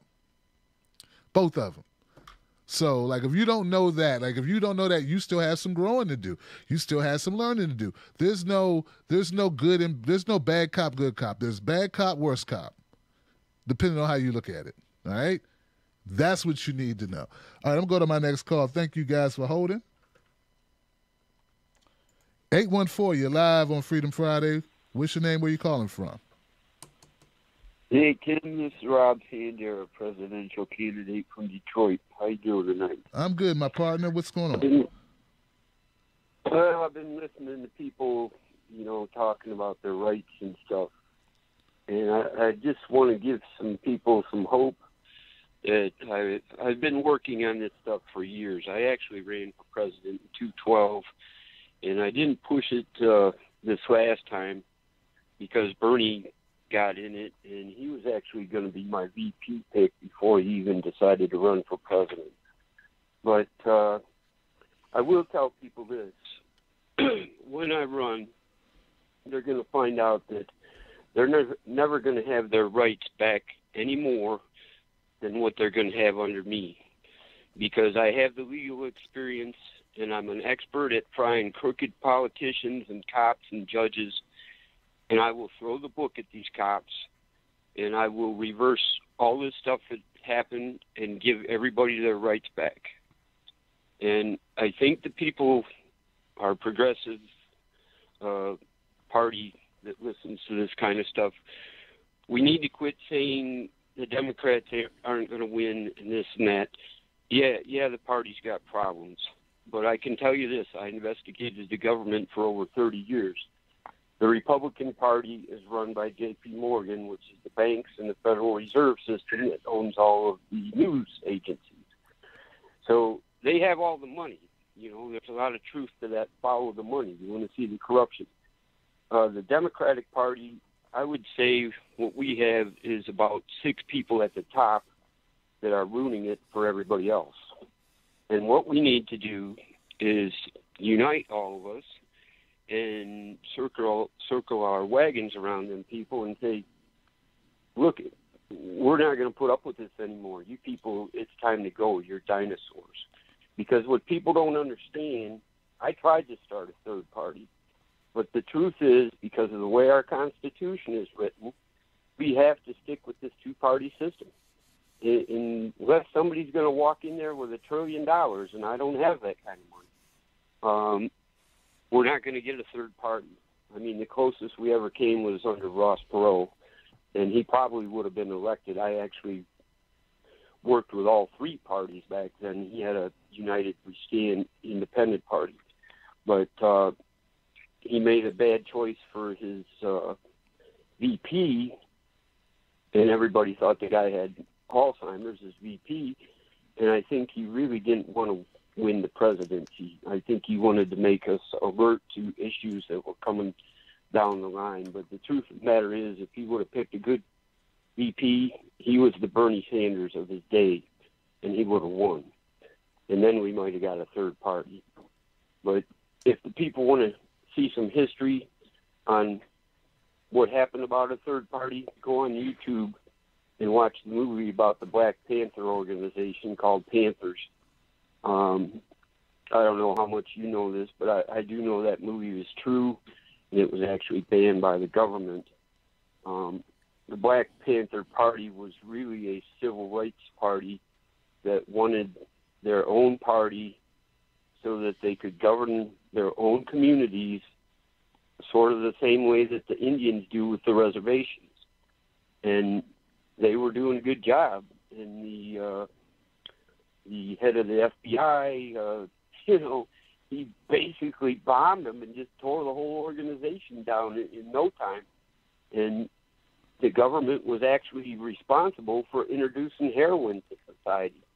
And that was all about trying to destroy the black man. And they've just been doing this stuff for years and years. And, I mean, the public has no idea how bad the corruption is. But I do. And I've written this stuff. I've actually studied to be the best president that anybody could ask for. I'm not really the greatest speaker. I will admit that, but I'm trying to get better at that. Anytime I have a good idea, I write it down, and I go back and I I polish it. How can we make it better? You know, what's wrong with it? That's why I want people to write to me or talk to me. Tell me what the most important issues to them are. This last election, I didn't even think there was an issue with this wall and this immigration stuff like that. I mean, we've had an issue of immigrants for how many decades now, and nobody's done anything about it. So why were they making a big issue about it now?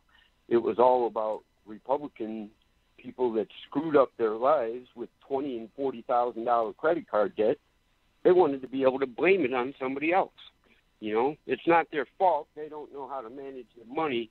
It must be them bastards coming over the border. And I mean, that's what it amounted to. And now, look what we've done to our country. We've ripped it in half. That you got all this hatred and division, and I'm trying to tell people, no, the time has come to pull together. I love all you guys. I'll bust my ass for the people of this country. All right, I grew brother. up in Detroit. All right, brother. I got to leave it there. Got to go to the next call. I appreciate the phone call. All right. And I hear you. I do hear you. 408. Your Live Freedom Friday. What's your name? Where you calling from? Hey, Tim. This is No More Donations. How you doing? Hey, No More Donations. Made a donation. What's up, man? I made it late. I had a lot of things to do today, but I figured I'd call in. Nothing much. You know, there's a lot of heavy topics going down. So, you know, I've been watching. You know, every now and then I've been catching clips of all the natural disasters happening and everything. It's kind of overwhelming. You know, from Houston to the Caribbean islands, the Florida, and then now Mexico, the earthquake, and Puerto Rico. It's been like kind of overwhelming sometimes to watch all that. And I kind of went through this during Katrina too. That was overwhelming. You know, seeing all the suffering and everything, people. So I thought I'd just kind of keep it a little light tonight. So you were talking about the dog issue. So I used to I had a dog. You know, back when I was making money, like you mentioned, like back when you were making money, it wasn't an issue. You could afford to get like purebred or whatever. I did the same thing. I actually I had a Rottweiler, and I must have paid like $450, and you know he had the papers and all that, like trace the lineage and all that stuff. But you know, I trained him from a puppy and everything, and I invested a lot training him and everything, and I grew really attached. So after he passed away, you know, I kind of, and that was over 10 years ago, but I haven't gotten a dog since then. It's just it's like it's too much like emotional bondage and things in my mind. And right now a cat has me, I guess. He actually came over into my yard, and you know, and I'm a sucker for animals, so I've been feeding him. So now I guess he has me trained, right? So I trained my dog, but the cat basically trained me. And that's kind of the way I look at it with dogs and cats. But you know, frankly, with what they were trying to do to you, I think that's a scam. I mean, come on, they were trying to pull at your heartstrings to adopt this poor animal from the hurricane disaster, and then they're going to turn around and try to charge you money for that. That's like extortion. They should be paying you, frankly, to take care of the animal. So I think that's a little hokey of them to try to do that to you. It's not right, you know. So that's all I want to say about the dog and cat issue. And then I just want to keep it kind of short. I just want to mention, you know, I've been watching your show for maybe half a year now or something, and a friend of mine, she turned me on to your show, and I figured, you know, I should start being a Patreon. There's no excuse. I was giving $10 a month to TYT. There's no reason why I can't give $10 a month to you. So I want to challenge all of your listeners. I know everybody can't afford it or whatever, but whatever you can give. If you can give $1 a month, you know, just scrape something up. Because, you know, I believe in you, and you know, I'm not working right now. I don't have income. I'm starting to do something now where I might be getting some more income. So I want to make this pledge. Like, if I start making income, I'll increase that too, obviously. But for now, I can give you $10 a month. So you got it, man. And thanks for everything you do, and just keep on doing what you're doing, man, because you're one of the few voices out there who's really speaking truth to power. Thanks a lot for everything, Tim. My brother, man, thank you, man. Thank you so much, No More Donations. Man, I won over No More Donations. And tell you the lady friend of yours who turned you onto the show, thank her too, man.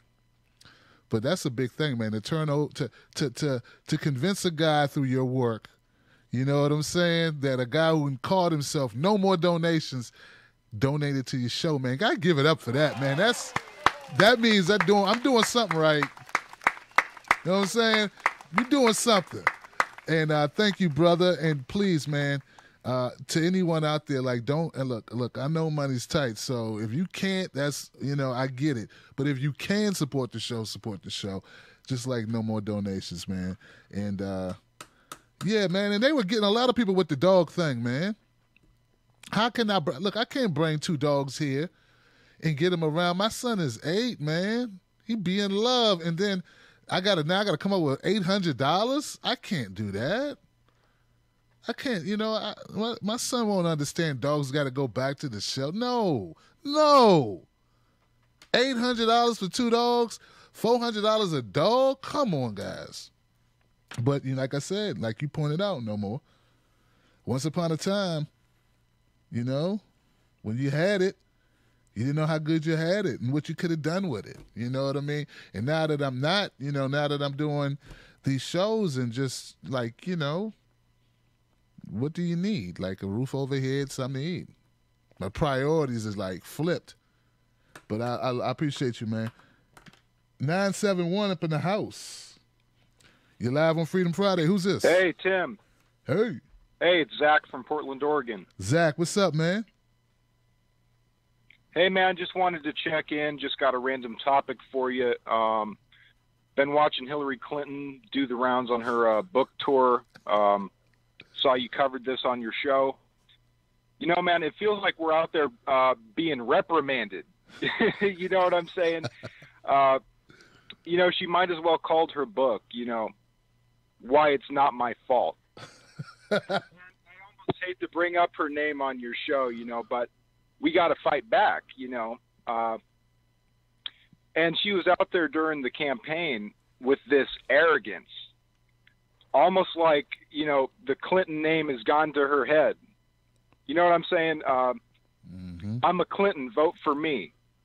Out there blaming everybody other than herself, and she was the entitled candidate.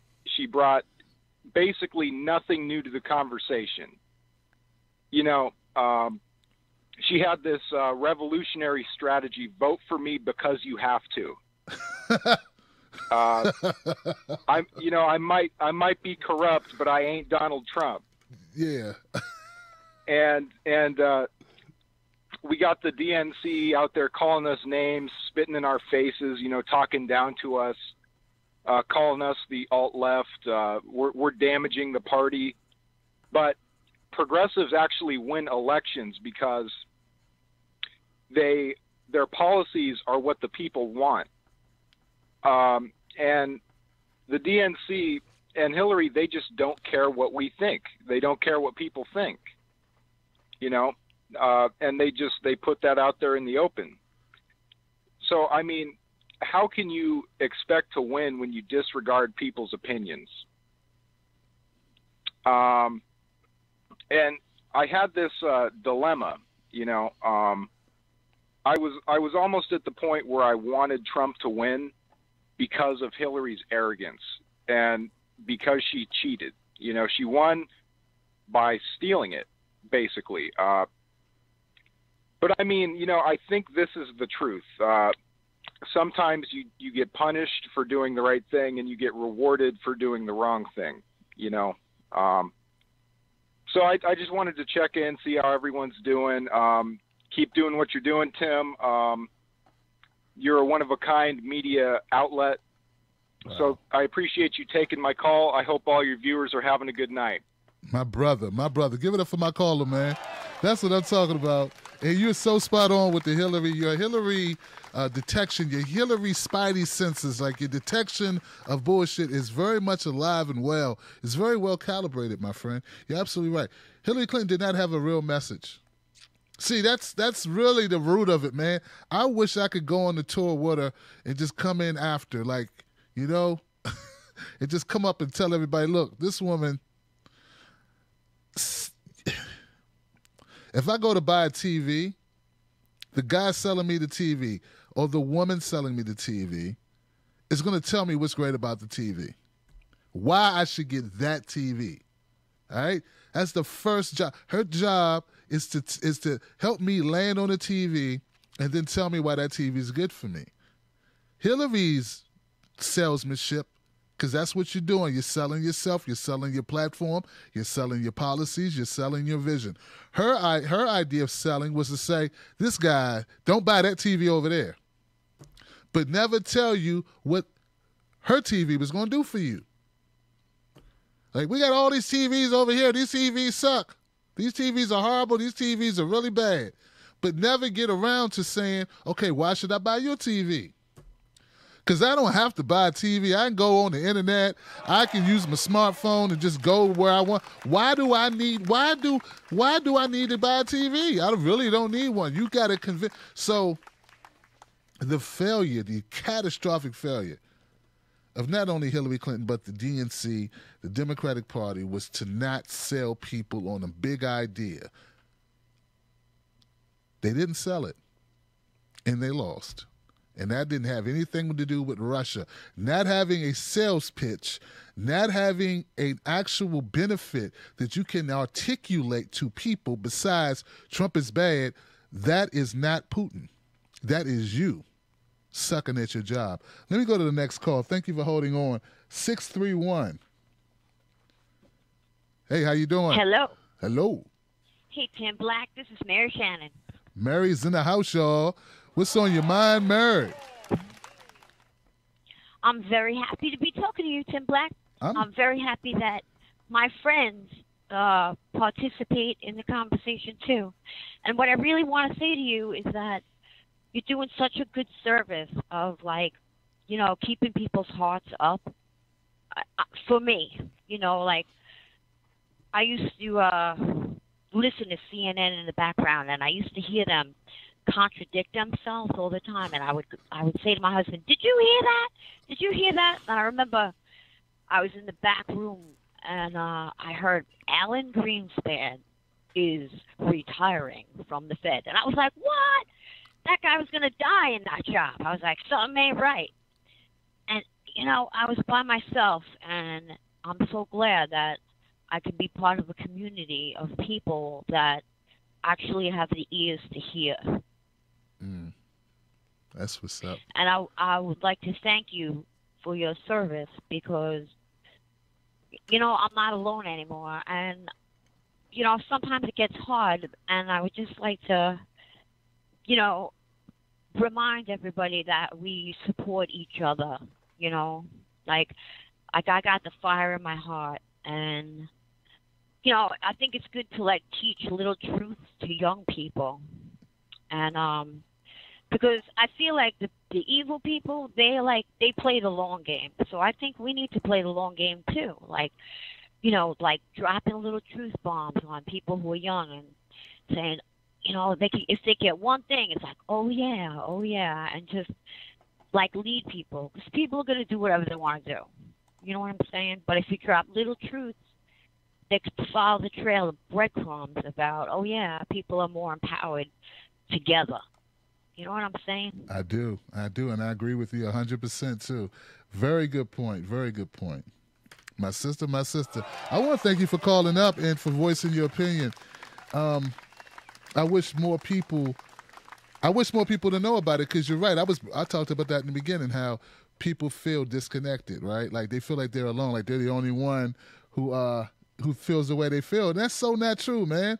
And it's just that we're not getting the word out to the extent we need to. That's what I believe. So I'm trying to get my chat. I want my chat people to be able to see each other, to see their chats, you know. So let me bear with me as I try to make the. There we go. Our font's getting bigger, and I don't want any opacity. Okay, I need to put a background. Let's see, color. What color do we want this to be? Picture color, no chroma key, 4 dynamic range, layout. I'm doing this all on the fly, guys. I'm sorry, guys. Hang in there with me. I don't know what that's doing, but maybe now we can see it a little bit more. Somebody said, why can't Hillary just croak? Anyway, I got the chat in here now. Let me move this. Let me grab an image. Do I have an image I can put? Because that's what's needed. Let me see if I can get an image here real quick, guys.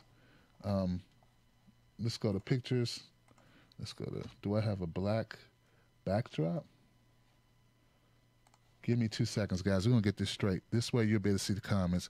Black background. There we go. Let me get this, because I think this will show up on the black background. Oops, didn't mean to do that. Let's save this image. Black background. Okay, almost there. Let me grab an image. Got it. Let me do this. Let me get this a little bit bigger. Oh, God. I would get the only image that has, like, all right, move. Can I do this? There we go. We're almost there, though. That's how it's supposed to look. There we go. There we go. Oh, come on.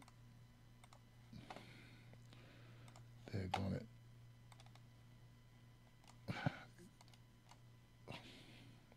It was there. Now it's screwed up again. I think Tim Black, what are you doing? That's a little bit better.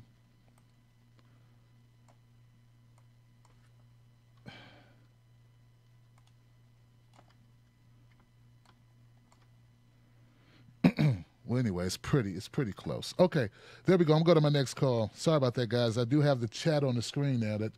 And I just think it makes it more fun. 617, you're live on Freedom Friday. What's your name? Where you calling from? Hey, 617. 617 in the house. This thing didn't down me, did it? 413, you're live. Are you there? 413.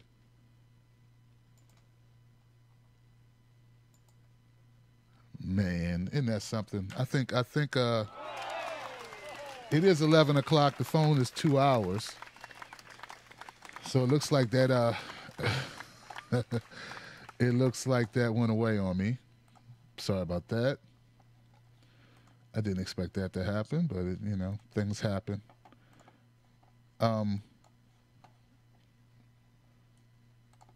At least now I have this.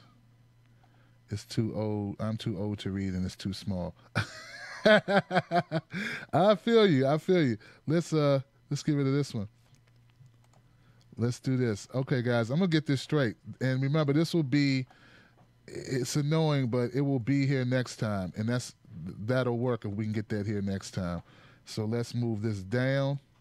There we go. Now let's see. Now I got the font here. Yeah, you're right. I think we ran out of time, Tracy. And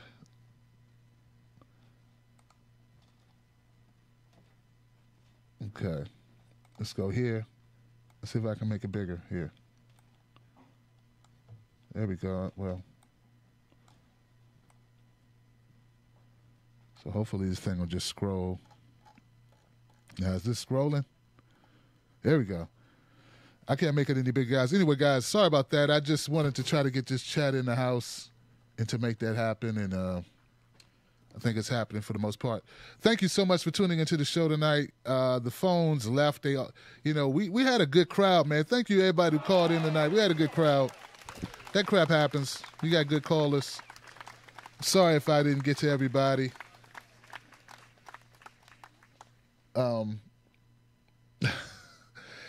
check this out, guys. You know, the overall theme of the night, I don't know if we had an overall theme. That's the beauty of the show, is that there's no overall theme in a way. People can call up and talk about whatever's important to them. And I want to keep it that way on Freedom Friday. If you're calling in and you got something on your mind, I want you to feel like you can come here and get that off your chest, right? But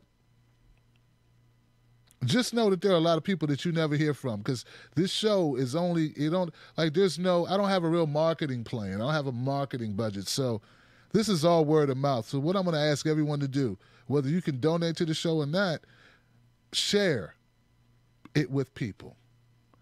Share it with people, let people know what we're doing. God, that's hot. Share it with people, let people know, so we can continue to grow and we get more voices. I just want everyone to know that this platform exists, and the things we talk about are important. And Freedom Friday especially is a vehicle for expression, for communication, and for getting the message out. So I just think it's invaluable, and more people just need to know about it. So please share it with people. And go to TimBlackTV.com to find out more information about what we do. Iron Man Oz, Momo Pineno, we work together, and we try to bring you the best. And like I said earlier, one of the things I'm really starting to get pissed off about is the lack of people that I feel are just calling this straight. You don't need to have a dog in this hunt. Just call it real. Just call it straight what it is. Like both parties got big problems. It's not about parties. And if you're still locked into that mindset, well, I'm going to have to help you get out of it.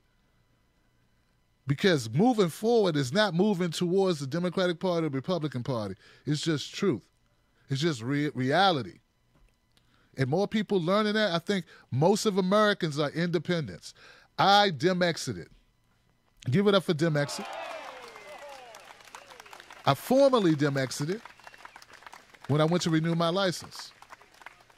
I became an independent. Now, it didn't matter because I live in Maryland. I could vote for whatever I want, right, regards to designation. But I wanted to take that extra step, and I did take that extra step. And I joined the majority of Americans who are not tied to any particular party. So know that. I'm now a part of the big team of people that go, who's this person and what they're going to do for my life and how they're going to help my community, and make my decision based on that. So I'm proud of that, man. I'm proud of being put in my life where my mouth is, you know? And I think some people like Megyn Kelly, they just been talking. Wasn't serious about nothing. Just talk. Serious about that paycheck. Serious about that money. And that's the system once again. That's how it's set up, right? Horrible thing. Well, I'm gonna get a dog.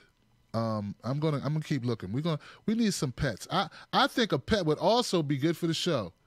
You know what I mean? I think it would be good to do videos with the dog. I would make the dog a star. I'll make this internet star. You know what I mean? So I also want to give a shout out to Garland Nixon and Lee Stranahan from Fault Lines. Yeah. I was on their show Monday or Tuesday or Wednesday. I forget which day it was. The days start running together. All I do is get up and go to work and try to pound out content and edit and learn as much about SEO and graphics and all the things, because a one-man show guy got to try to do it all. So I was on this show. I was invited on this show. It was a great time. So give those guys a shout out and catch their show in the mornings from like 8 to 10 Eastern Standard Time. They're on Periscope, and they also have a Facebook and a YouTube. So good guys and great discussion. Also, let me also shout out H.A. Goodman's new book. It is on Amazon. What about Hillary's Top Secret Emails? Give it up for my man H.A. Goodman. Great book. I brought a copy. I didn't get a free copy. I brought a copy of his book to support H.A. Goodman and his work, and I'm impressed with his work. So please, if you can, go to Amazon, pick up H.A. Goodman's book. It's only like $3. And it's going to a good cause, and it helps fund this show. And it's just another way to give back and also to get some great information. It's not charity. It's if you value the information, because he's going to lay out for you all about Hillary's emails. He's been following this for almost 18 months now. And, yeah. What else? I think I got all of it. So, let's wrap it up, guys. Look, we are in a system that is built against us. The deck is stacked against us, and a lot of people don't want to acknowledge that fact or don't want to deal with it. They'd rather close their eyes, cover their ears, and self-medicate themselves. And that's real talk. They know something's wrong, and they just don't know what to do, so they just self-medicate, either through entertainment or through narcotics or through alcohol or what have you, or through sex, relationships. It's a lot. Like, if you really start thinking about why people do what they do, why? They know something's wrong. They cannot put their finger on it. It's our system. So just coming out of that, even if, like, look, even if you and I banding together doesn't change the U.S. overnight. Now you know what the problem is. All right? Now you know, now you have identified it. There are small groups of people who are banding together. There are organizations that mean well. And at least now you don't have to, you have an outlet for it. Right? And I think that's important because, look. You gonna eat your cornbread? Are you going to eat your cornbread? That's what we call it, right? That's my tagline if you're new to the show. Don't let nobody take your cornbread. Listen, they want to eat your cornbread. When I say cornbread, I don't mean your literal cornbread. What I'm talking about is things that you treasure, things that are important to you, whether they be your vote, whether they be your freedom of choice, whether it be your freedom of speech, whether it be your ability to ignore PC culture and keep it real. They want to take that from us. They are taking that from us. That's not hyperbole. I'm not ginning it up.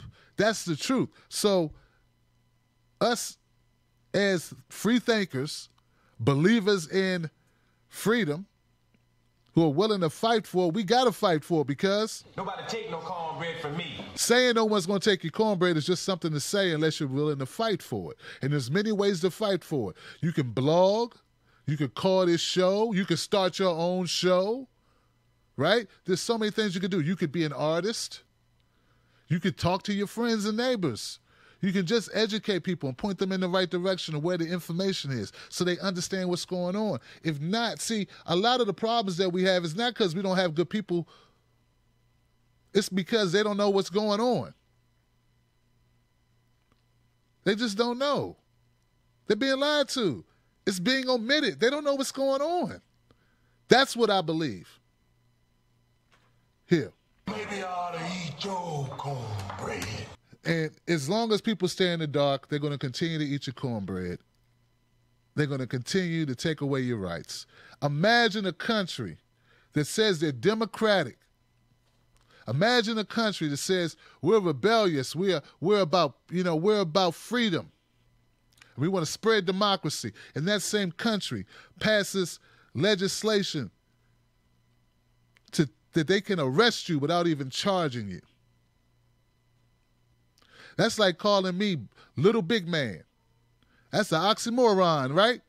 You would think you couldn't do that. You couldn't call yourself a country of democracy, free press, and a country built on supposedly freedom, and then take away your citizens' freedoms without even telling them what you charged them for. Like, that doesn't even make sense. But that's what they were able to do under the last administration. I don't know if we will be successful in a year or in 5 years or in 10 years or 20 years. But I know we will be unsuccessful if we don't try. That I do know. Because power concedes nothing unless to power. And that's what we need. And unless we use our power for good against their power, well, it's going to be consequences and repercussions. Damn it, there are going to be consequences and repercussions. I appreciate you all for calling up to the show, being a part of the show. We're going to keep working on this thing. We're going to get this chat right because I love seeing your comments up on the screen. I got to remember not to read them while I'm trying to do the show, but I appreciate you guys. You are my wolf pack, whether you're on Periscope, whether you're on Instagram, whether you're on YouTube, whether you're on Facebook, man. My email address is tim@timblacktv.com. I don't get to them fast, but I try to get to them all, and it's always only me. So remember, I'm on 4 platforms by myself. No one else will ever email you but me. No one tweets to you but me. This is one guy. So thank you so much for what you do. So bear with me, be patient. But I love you, and I care to the bottom of my soul. If I wanted to be a sellout, I would have stayed in my corporate job, just hoping to fish on the weekends. But I have some skills, some talents. Not the best, but I just believe I got something to bring to the table, and I'm going to use it to help people. And I feel great doing it. So thank you so much, guys. Have a great weekend. Love somebody, hug somebody, kiss your kids. I love you, TJ. I love you, Jasmine. I love you, Chase. And I will see you guys on the next one. We're going to have a special show Sunday. We're at Antifa. All Antifa. It's all bad people on both sides. Both sides. Antifa. Well, I'm going to have an Antifa person on the show on Sunday. We're going to talk about some real issues. I will be bringing you more information to that. Just be here Sunday. Check your notifications. Check your emails because that is going to go down Sunday, a special show. 9 p.m. Eastern Standard Time here on this channel. And if for some reason it doesn't happen, I will still do a show on this channel to let you know. So tune in Sunday, 9 p.m. Eastern Standard Time, and an interview we have lined up, a special broadcast. I hope to see you there. I'll see you on the next one. Keep your cornbread, people. Don't let nobody take it. Tim Black. Tim Black. Tim Black. Yes, I am. True. Funny. Tim Black. I am TimBlack.com. Tim Black.